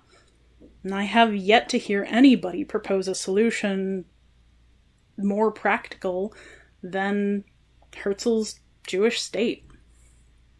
I mean, I personally think that it would all be solved if people just stopped treating Jews as if they were different from any other grouping of people and, tried not killing them for a while, but for some reason that just doesn't seem to happen. Now that a Jewish state does exist, it's a refuge, a safeguard against exactly that sort of violence. And though I obviously hope it never comes to this, I do take some comfort in knowing that should my country ever turn on me, there will be someplace safe for children and non-combatants to go. But The Arabs living in the Levant are and always were just as human as everybody else. They've had their land stripped away, had colonizers come in and then dump their own undesirables on top of them. And then the colonizers treat those undesirables as more deserving than the local Arabs. It's unconscionable. I've said it before, and I'm sure I'll say it again, but if there is anywhere in this world worth living, there are already people living there. And to evict them is to become the oppressor. It is no surprise, at least to me, that the Arabic world has come to resent Israel. Their land was stripped from them and then given to somebody else. And the people who did the stripping declared this to be right and just, without any regard for the people who were already there. And then the way things are now, Arab Israelis are treated as second-class citizens, and non-citizens, the Palestinian population, are herded into ghettos and then subsequently subjected to genocidal violence. Anyone not primed with the Islamophobic viewpoint has to admit that this is in grave violation of human rights. The settlements and the treatment of Palestinians within the borders, it's inhumane and frankly nauseating. Yet, all attempts at diplomatic ends come to naught. The oppressed Palestinians have to scrape the bottom of the barrel to fight back against their oppressors, coming up with terrorist groups like Hamas and little else. Meanwhile, the current Israeli regime has fascistic tendencies that lead to this self-righteous, jingoistic continuation of the violence without any intent to pull it back. I've been to Israel once, and frankly, I found it disturbing. I know deep in my bones that this is the best solution anybody's come up with to prevent my people, my ancestors, my relatives, me, from being killed by senseless hatred and violence. And yet, what I saw there has me frankly distraught. But even this is unfair. My perspective is still an outsider perspective. Israel is an established country now. Children, generations, have grown up within its borders, speaking Hebrew as their first language. They're a people, not a monolith. And what Israel is now is not something that can be addressed solely through its past. We also have to talk about the present.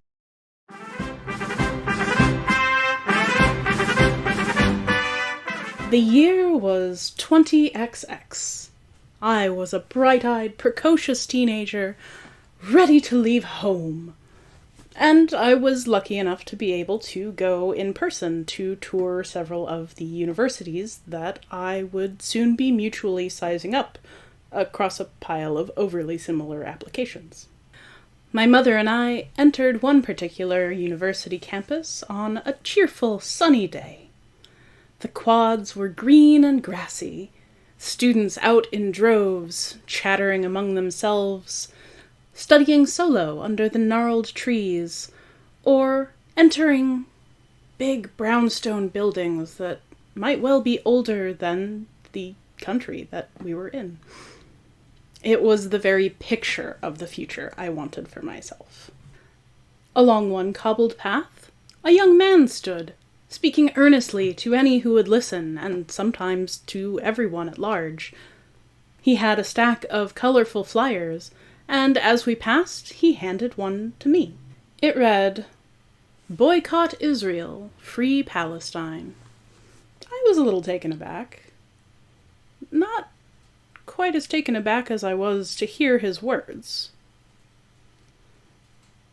There's a genocide in the Middle East that the US is doing nothing about. The Jews are bombing Palestinian civilians and children.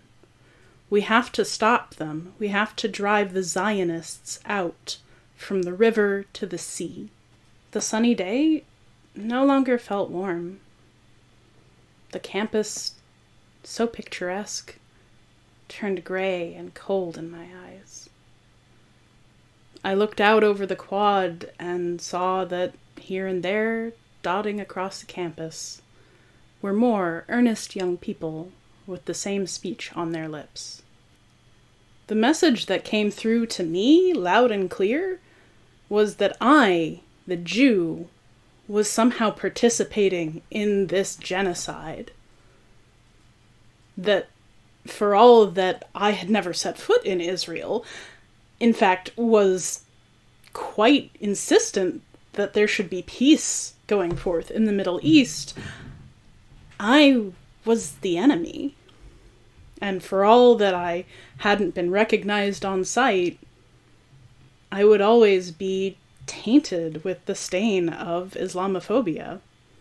From the river to the sea. Now, wait a second.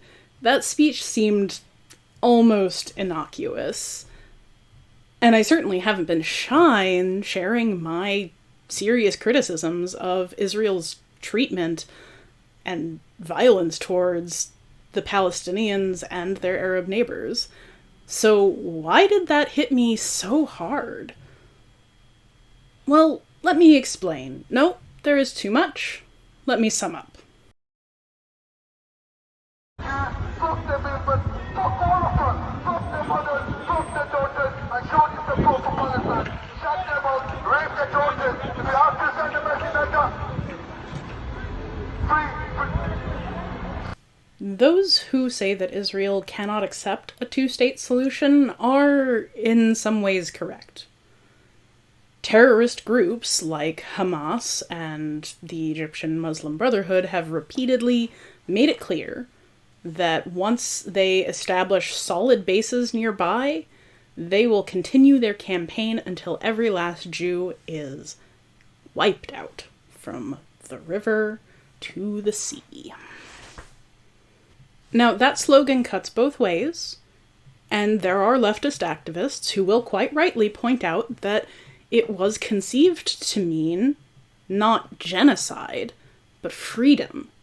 A one-state solution where all of the people between the river and the sea have a right and a stake in their own country in that area, which is a solution that seems popular with non-extremists on all sides. But it retains that violence because of the history of anti-Judaic rhetoric, and because there are those people who do mean extermination. Again, I find myself coming back to those damnable protocols. There was a time when Jews were common throughout the Arab world. They were second-class citizens, to be sure, and there were occasional problems, but overall they warranted a certain amount of respect as fellow Abrahamic scholars. Then the fall of the Ottoman Empire, the colonialism that came from it, and the Zionist movement built tensions all throughout the Levant. And when the protocols were subsequently translated into Arabic, well, the protocol's propaganda spread like wildfire when it hit the Arab nations, and it's still widely influential today. There was a television show in 2001 that dramatized large portions of the protocols, and leaders of places like Egypt and Iraq, and of course Hamas, have openly stated things that suggest they believe that Jews are out to exterminate Islam or Arabs, or that the Holocaust didn't happen. Between the political tension and the propaganda, the spark of anti-Judaic sentiment burns bright throughout the Arab world. According to ADL's 2019 Global 100 study, the countries of the Middle East and North Africa have a 74% anti-Semitic bias. And it spikes to 93% within Gaza and the West Bank. This is compared with 34% in Eastern Europe, 24% in Western Europe, and just 19% across the Americas. Now, of course, that does not mean that everyone with a little anti-Judaic bias wants us all dead. And it also doesn't mean that Israel or Jews in general are free from Islamophobia or demonizing the other. I've tried to point out along the way that the Israeli government pushes the idea that they're under siege and all of their aggression is justified in fighting off the evil Palestinians. They've even tried to justify the settlements. But no matter Israeli Islamophobia, it doesn't excuse anti-Semitism any more than the other way around. Now, all that does not make peace impossible, but as long as the leaders throughout the area, and I want to stress again that I do mean all of the leaders in the area, as long as they rule by fear and demonization of the other, that divide will only get bigger. There will only be more deaths. And the prejudice that divides Israeli Jews from their Muslim neighbors will only get more bitter. I was raised an outsider, but I was afforded one chance to see it for myself, if from a skewed angle. Birthright. Birthright is the name of an entire industry funded by the Israeli government in which Jews from around the diaspora below the age of 26 are offered a free trip to and tour of Israel. The goal of this expenditure is to connect diasporic Jews with their heritage and homeland. In other words, to bring in more young people to bolster the IDF and the religious community. I dithered for years over whether or not to go. On the one hand, I was never going to move to Israel, and as I got older, I was increasingly aware of the terrible complexity of the political situation. I knew that the propaganda I was going to be force-fed would annoy and worry me. But on the other hand, as someone who loves both travel and history, a free trip to a part of the world I've never been to with guided tours around some of the oldest possible sites, it was tempting. I'd turned 26 before I made up my mind, and I thought, well, that settles it. I'm just not eligible anymore anyway. And then somebody told me about a trip just for 26-year-olds with a focus on politics and history, where they openly promised to keep the proselytizing to a minimum. So I went. As I predicted, I found the trip both fascinating and horrifying. I'll spare you the touristy details about things like riding camels and climbing Masada in the pre-dawn so that we could watch the sunrise. Yeah, we did those things, and yeah, I enjoyed them, mostly. The most important parts of the trip to me were, I suspect, some of the least important for everyone else. For instance, our tour bus came not only with an Israeli guide and an American Israeli guide, both of whom had seen combat with the IDF, but also a current IDF member, younger than all of us due to the IDF's enlistment policies, who was to be our official guard and carried a gun. I was pursued by the thought that we were surrounded by people who might have killed someone. I'm not exactly surrounded by army vets at home. That kind of thing is very unnerving to me. And before you start talking about the IDF, the Israeli Defense Force, yes, it does need to exist. I'm sorry, it does. Israel isn't making up the threats from the Arab League or from terrorists. There are people trying to kill them. I hope I've made that clear. If I haven't, check out the Yom Kippur War, when the Arab League decided to coordinate an attack for the highest holy day of the year, when they knew everybody would be weakened by fasting. I don't want to get too far into this, but just a note, the Yom Kippur War is also known as a couple of other things, including the Ramadan War, since it was, coincidentally, the month of Ramadan. But there are a few key differences between the attackers doing so during their holy month and the Israelis being attacked on Yom Kippur. First of all, the attackers knew ahead of time and could plan. Second of all, for Yom Kippur, you start fasting the night before, and for the Arabs, they would fast during the day. And thirdly, well, Ramadan continues throughout an entire month, meaning that while you are fasting during the day and taking extra time out, you keep living your normal life. Whereas Yom Kippur, being concentrated into one day, people are meant to stop what they're doing and take that day of reflection. So really that's the part that's relevant. Oh, and a note to the note, it ended up being a proxy war between the US and the Soviet Union anyway, so colonialism, woo. Anyway, as a result of that attack, it's Israeli policy that all young people from the age of 18 to 21 serve the IDF somehow, unless they can claim a very small number of exceptions. That means that they have to have their weapon on them and ready at all times. Israelis are, perforce, inundated with gun knowledge, gun safety, and gun usage.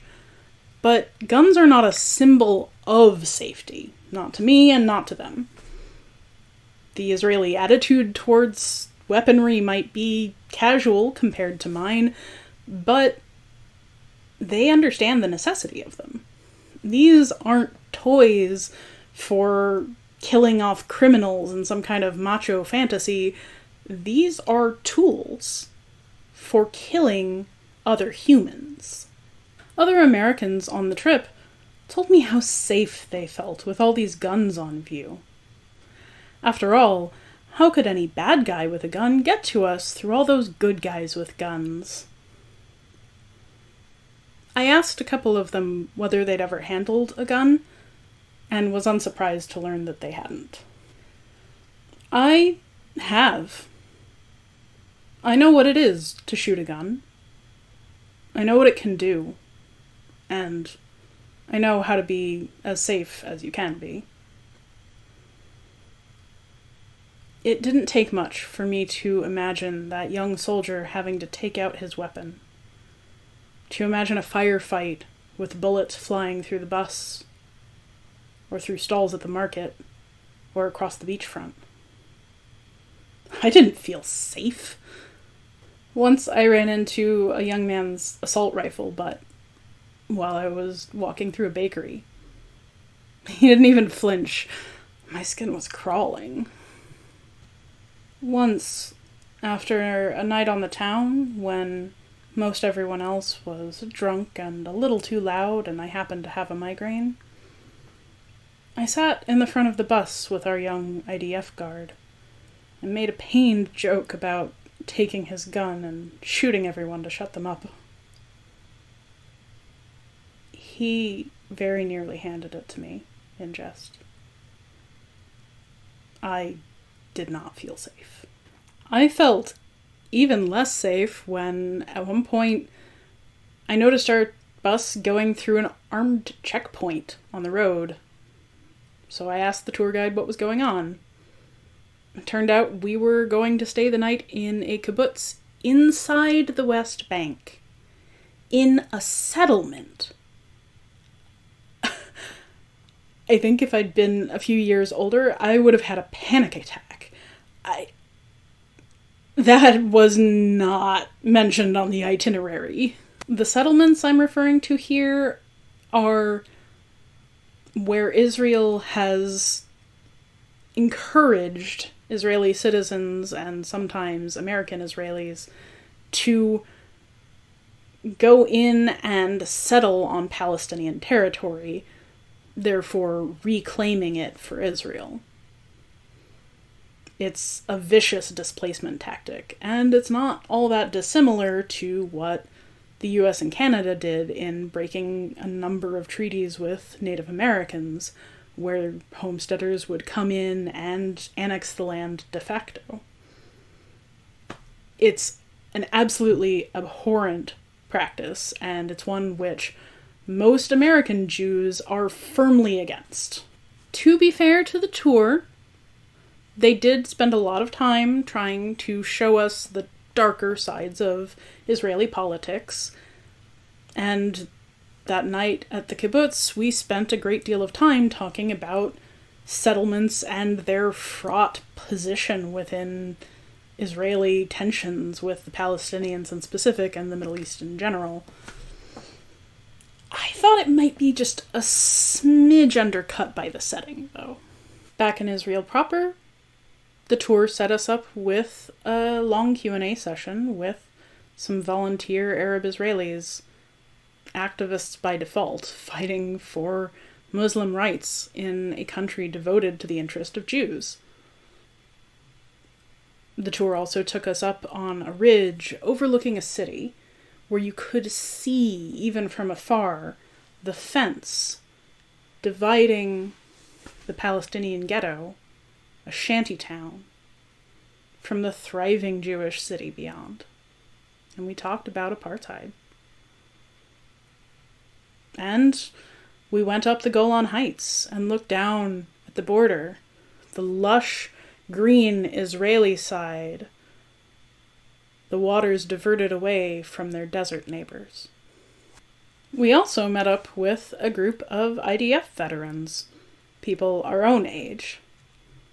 The one I spoke to the most had been a diplomat, a translator in the Egyptian embassy. Not all of us are fighters, she told me. Not all of us think war is the answer. She also told me about her hometown in the Negev, a place routinely targeted by Hamas weaponry, bombs that threatened her family and her neighbors. It's not safe. Before I went there, I didn't really know much about Israel properly. I've had other friends with a similar upbringing tell me that they were taught to believe that Israel had been a barren place in the desert until we Jews brought it to life. I either missed out on that or ignored it as obvious propaganda. Instead, most of what I learned growing up about Israel came from Anglophone media coverage. And I have to say, what I learned there is not very comforting. Politically, Israel and the US have always been allies, especially under right-wing presidents. But just because the right wants a Jewish state in the Middle East, as I've mentioned, it does not follow that they actually like or even tolerate the Jewish people. I'll let Renegade Cut explain further. For our purposes, when the term premillennial dispensationalism is used here, it will be shorthand for pre-tribulational dispensational premillennialism espoused by evangelical Protestant Christians. That's just really cumbersome, so premillennial dispensationalism for short. This is what Tim LaHaye and Jerry B. Jenkins helped popularize. To LaHaye and everyone who bought into this, the end times go thusly. First, the rapture happens, and true Christians disappear from earth and appear in heaven. Then there are 7 years of tribulation, bad times with the Antichrist. Then we get our 1,000 years of good times before the final judgment. The rapture excites Americans because it taps into their survivalist frontier spirits, manipulating them into believing they will be among the chosen few selected by God. So they better get ready to be raptured, or if they do not initially make the cut, build a shelter and buy 7 years worth of canned foods. If the view of premillennial dispensationalism is that Jesus Christ will return to murder everyone, that should be cause for concern and public scrutiny of the belief. Pre-tribulation rapture has become so popular that one might incorrectly assume that it was always part of church doctrine, or that it at least has been around since the Reformation or something. But the reality is that the doctrine contained in Left Behind is fairly recent, at least by the standards of how long Christianity and Judaism have existed. John Nelson Darby planted the seeds of this dispensational thought in the 19th century, but here in America, we like media more than sermons, and it took a popular book by William Eugene Blackstone called Jesus is Coming for it to enter the popular consciousness. This was in 1878.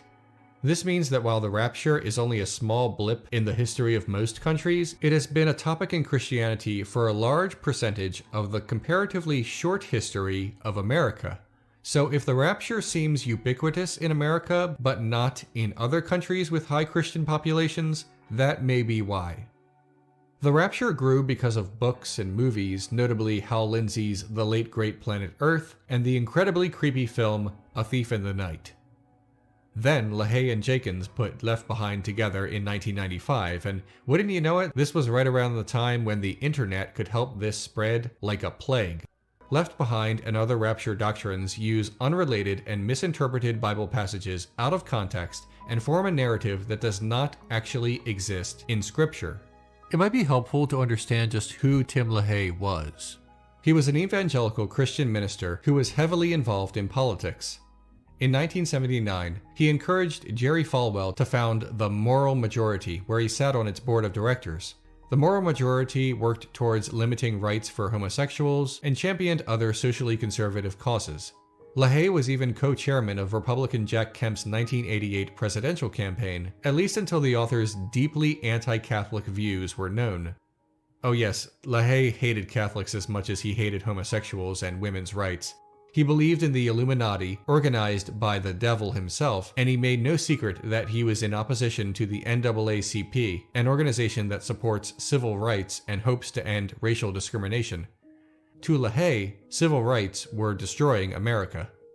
LaHaye supported Dominionism, the movement to make the United States of America a Christian theocracy. LaHaye founded the Council for National Policy, a conservative activist group. A 1999 speech by then-Governor George W. Bush to the council helped him gain a lot of support among social conservatives, leading to his presidential bid in 2000. The point is this: Left Behind is not just religious, it's not just about matters of private, personal faith. It has an overt political agenda, specifically for America.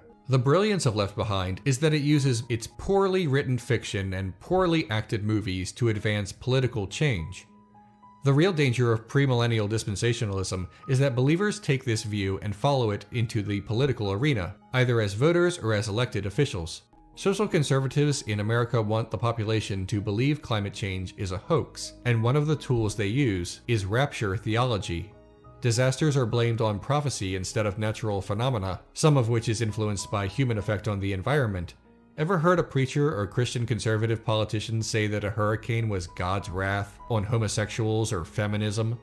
It's ignorant, sure, but it's also a means in which to obfuscate the causes of climate change, just like Tim LaHaye wanted. Left Behind supports military expansion in the Middle East and strengthening ties to America's greatest military ally in the region, Israel. Premillennial dispensationalists and evangelical Christians in general believe that this is the land of Jesus Christ's return. Evangelicals hoping to keep Israel a Jewish state might seem contradictory, but not if you listen to the eschatological endgame. A lot of Christian end times theology revolves around the idea that the Jewish people must control Israel, specifically Jerusalem, and the Dome of the Rock. These events, they believe, are necessary for the return of Christ. American ties with Israel are a lot more complicated than that, but this eschatological aspect of it bolsters American public support of the two nations' continued relations. Evangelicals control more than 60,000 American radio stations. They meet in 25,000 member megachurches. They are everywhere from local school boards to Congress. Evangelical is poorly defined, as it can sometimes include and sometimes exclude some Christian denominations, but by most accounts, they are about 1/4 or 1/3 of America. Belief in the rapture exists elsewhere in the world, but when people say it is a uniquely American problem, it is a reference to both these demographic statistics and to its effect on American military interventionism in the Middle East. To sum up, the rapture is definitely not real, even for devout Christians, and belief in an imminent doomsday has had and will continue to have severe political and environmental consequences. But that's the conservative view. Luckily for me, I was raised in a left-leaning family. So what did the liberal media have to say about Israel? It feels like a constant barrage of war. War in the Middle East is covered unceasingly, while other parts of the world go unnoticed and underserved. For a long time, reporters on the war in the Middle East have complained of pressure to speak based on Israeli military talking points. Not only from the military, but also from their U.S. home offices. And while that feeling has been somewhat tempered by the growing sensitivity of the American left to Palestinian concerns, it's never gone away.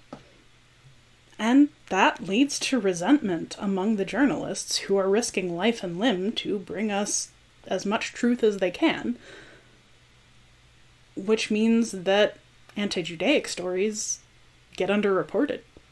I'm certainly not saying that there's any military equivalence between a well-funded and well-backed high-tech nation with anti-missile technology and a poor, oppressed group scrabbling in the dirt after resource theft and war have left them high and dry. There's not. None at all. I'm also not saying that you shouldn't care. Of course you should care. Of course there is something here that needs to change, and it's not any more or any less important than other similar conflicts around the world. What I am saying is that things have gotten unbalanced. At the point at which you're inundated with war in the Middle East, and everyone knows about it as this great conflict, but they've never heard about what's happening in the Philippines or Venezuela, it starts to look less justified and more like anti-Semitic hyperscrutiny. I should acknowledge here that there are a couple other reasons why this conflict is particularly compelling to a lot of Anglophones. Most Anglophone cultures are highly Christian and highly Islamophobic, and seeing our ally Israel conquer and dominate those dirty Muslims, I guess, it's something a lot of people want to see, even if they don't expect it to bring about the apocalypse. Israel is also the location of a number of sites that are the holiest in the Abrahamic faiths. And that kind of religious conflict, well, that's attractive to rubberneckers of all types. But none of that contradicts the scrutiny being anti-Semitic. It just also happens to be Islamophobic and Christian chauvinist. The overinflated focus on Israel in the media, combined with reporters' pressure to lionize Israel and corresponding reluctance to report on the threats to its citizens, well, it makes the whole thing seem black and white. It makes things seem simple, seem safe. After all, Israel has the IDF, the Iron Dome, all of the resources and international allies. But I hope I've shown you that it's not simple, and it's not safe. Not for the citizens on either side. Nothing is going to change while we, the world, view Israel and the Muslim world as monoliths. We have to acknowledge and start to unpack the anti-Semitism and the Islamophobia inherent in how we view them.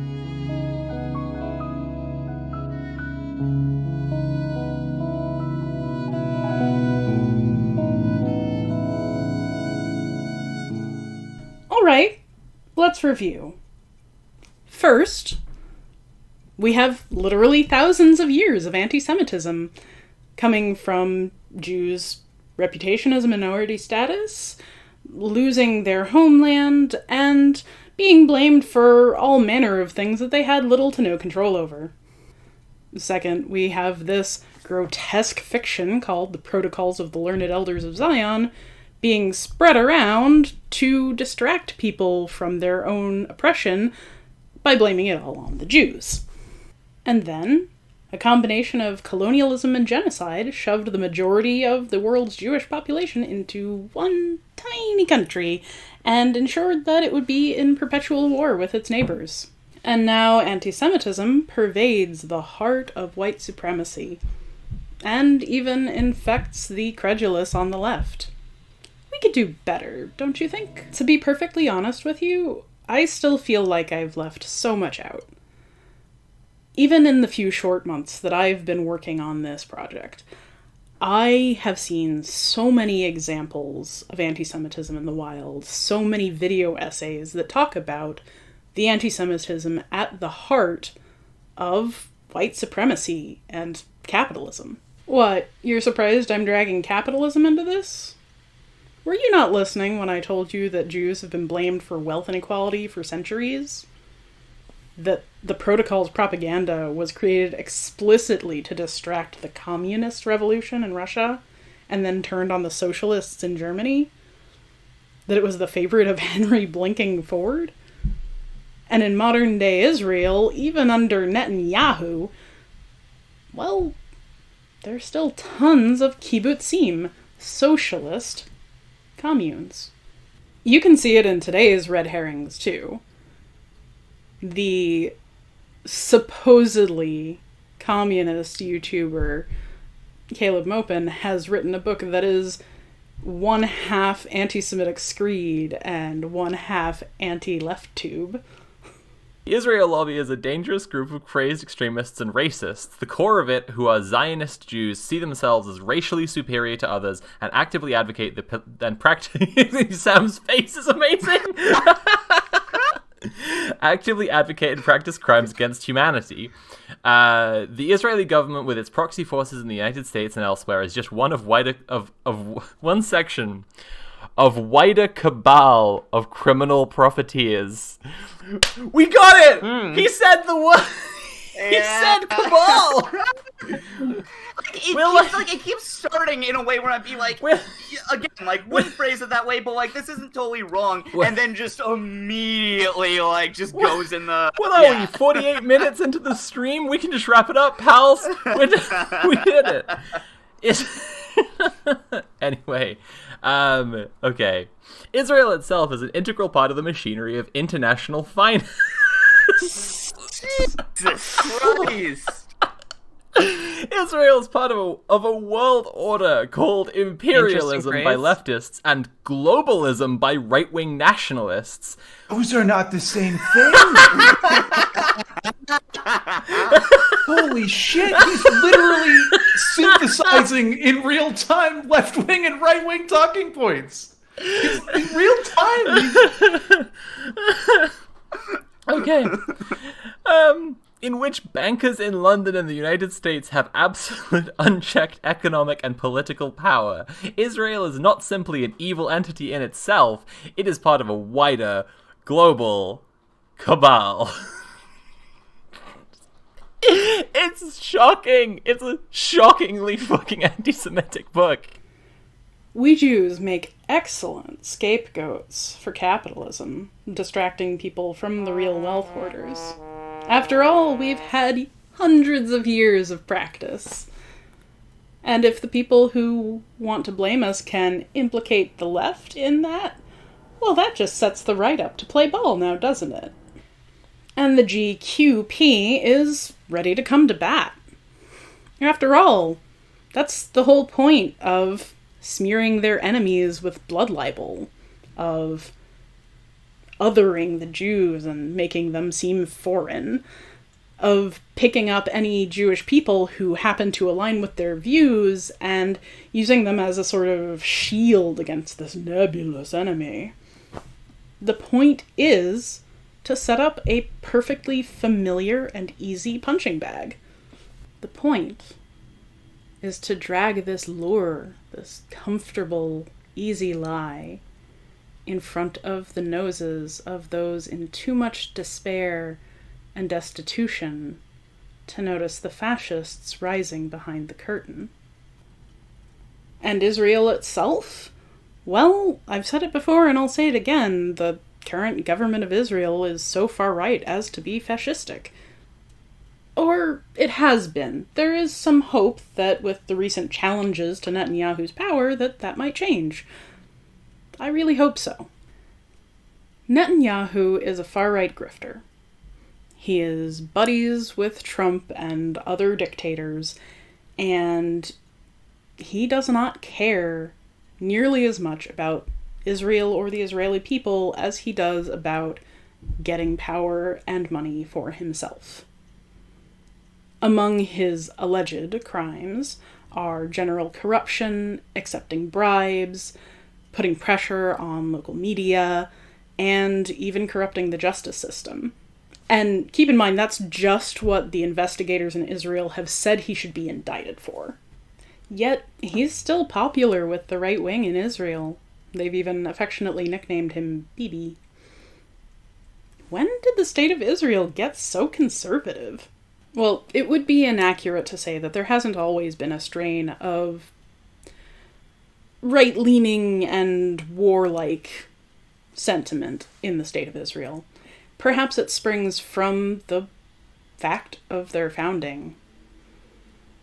But there's a good argument to be made that the real shift towards the far right came about after the assassination of Prime Minister Yitzhak Rabin in 1995. In the early 90s, solving the Israel-Palestine conflict, which was one of the Clinton administration's major ambitions, looked like a solvable issue. Israeli Prime Minister Rabin seemed genuinely in favor of peaceful coexistence, and the Oslo Accords brought about the mutual recognition of Israel and the PLO. Shortly after, though, Rabin would be assassinated by an ultra-nationalist Israeli, and since then, the country has shifted even further to the far right. While the US had previously attempted to serve as an arbiter to solve the conflict, it now sees itself locked into unconditionally supporting an apartheid state that has abandoned the two-state solution. Since 1993, the settler population in occupied Palestine has risen from 281,000 to now over 600,000, while the network of Israeli roads, military bases, and checkpoints make the two-state solution functionally impossible to achieve. Here's how Harvard professor and foreign policy analyst Stephen Walt judges the record.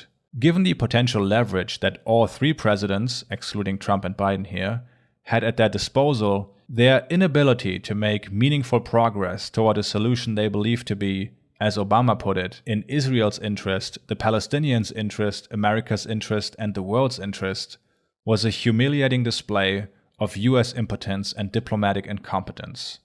The global community, in particular the US and UK, have a lot to answer for when it comes to the state of affairs in the Middle East, for beginning and perpetuating this cycle of war-hungry power mongers.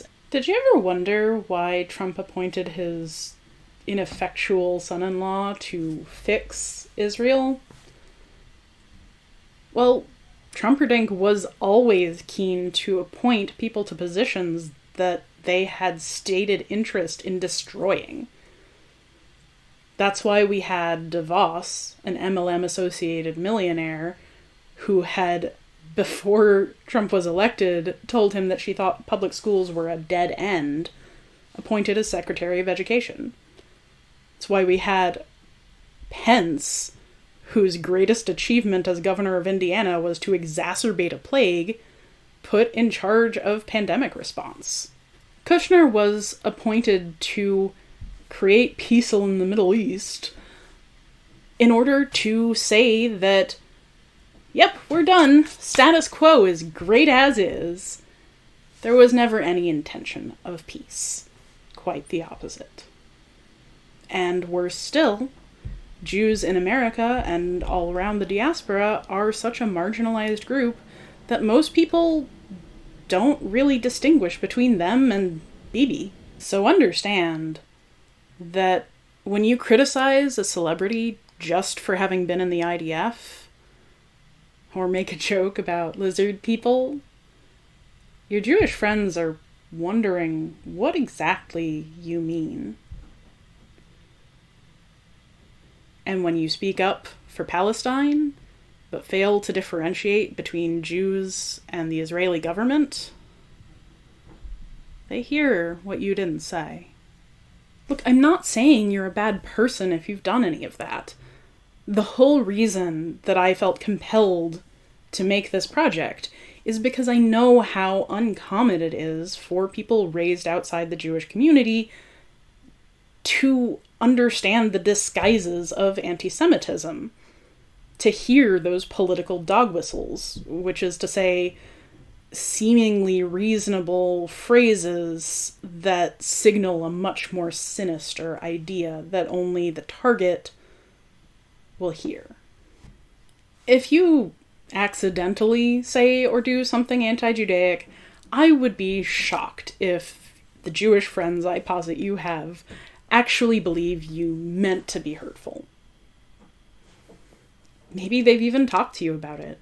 So this isn't a comprehensive list, and I don't think it could be, of all of the dog whistles and stereotypes of anti-Semitism. But I think I've hit the biggest and most common ones, and certainly tried to talk about the ones I've encountered in my own life. I guess my point is, keep learning, Haverim. Thank you all so much for watching, and welcome new viewers. Please, if you've made it this far, take the extra step of subscribing to my channel, maybe hitting that like button or leaving a comment, or even ringing the notification bell. If you want to support what I do, you can join my Patreon, link below, or leave me a tip in Ko-fi. This subject was really tough, but really rewarding work. I promise my next video will be much lighter. Be well, my friends.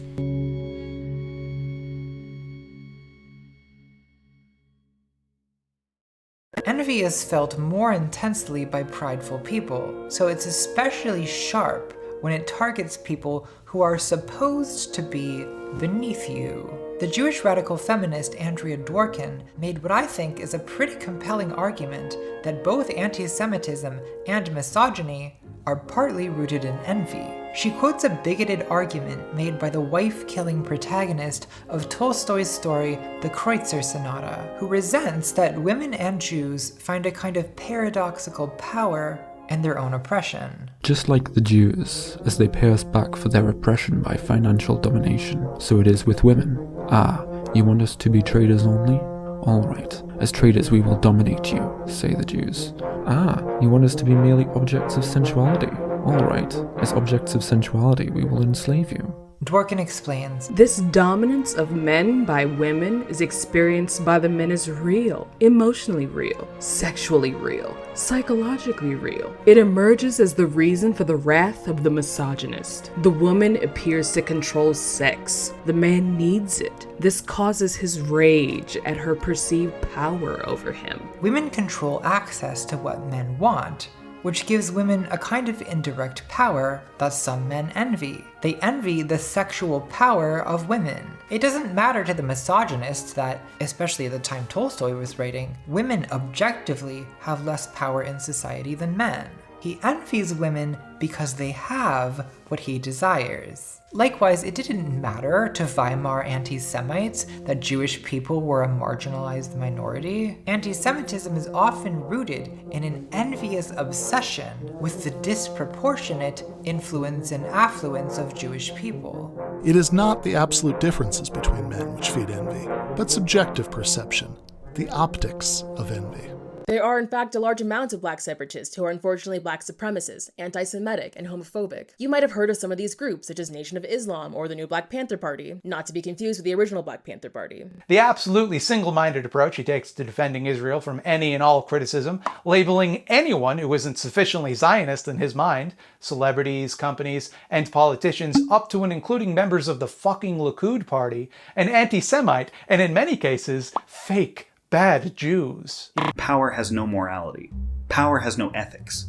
It is solely how power is used that has those things. You can use hard power for terrible ends, or for good ends. It is simply a means. And that same means can be immoral or moral based on the circumstances.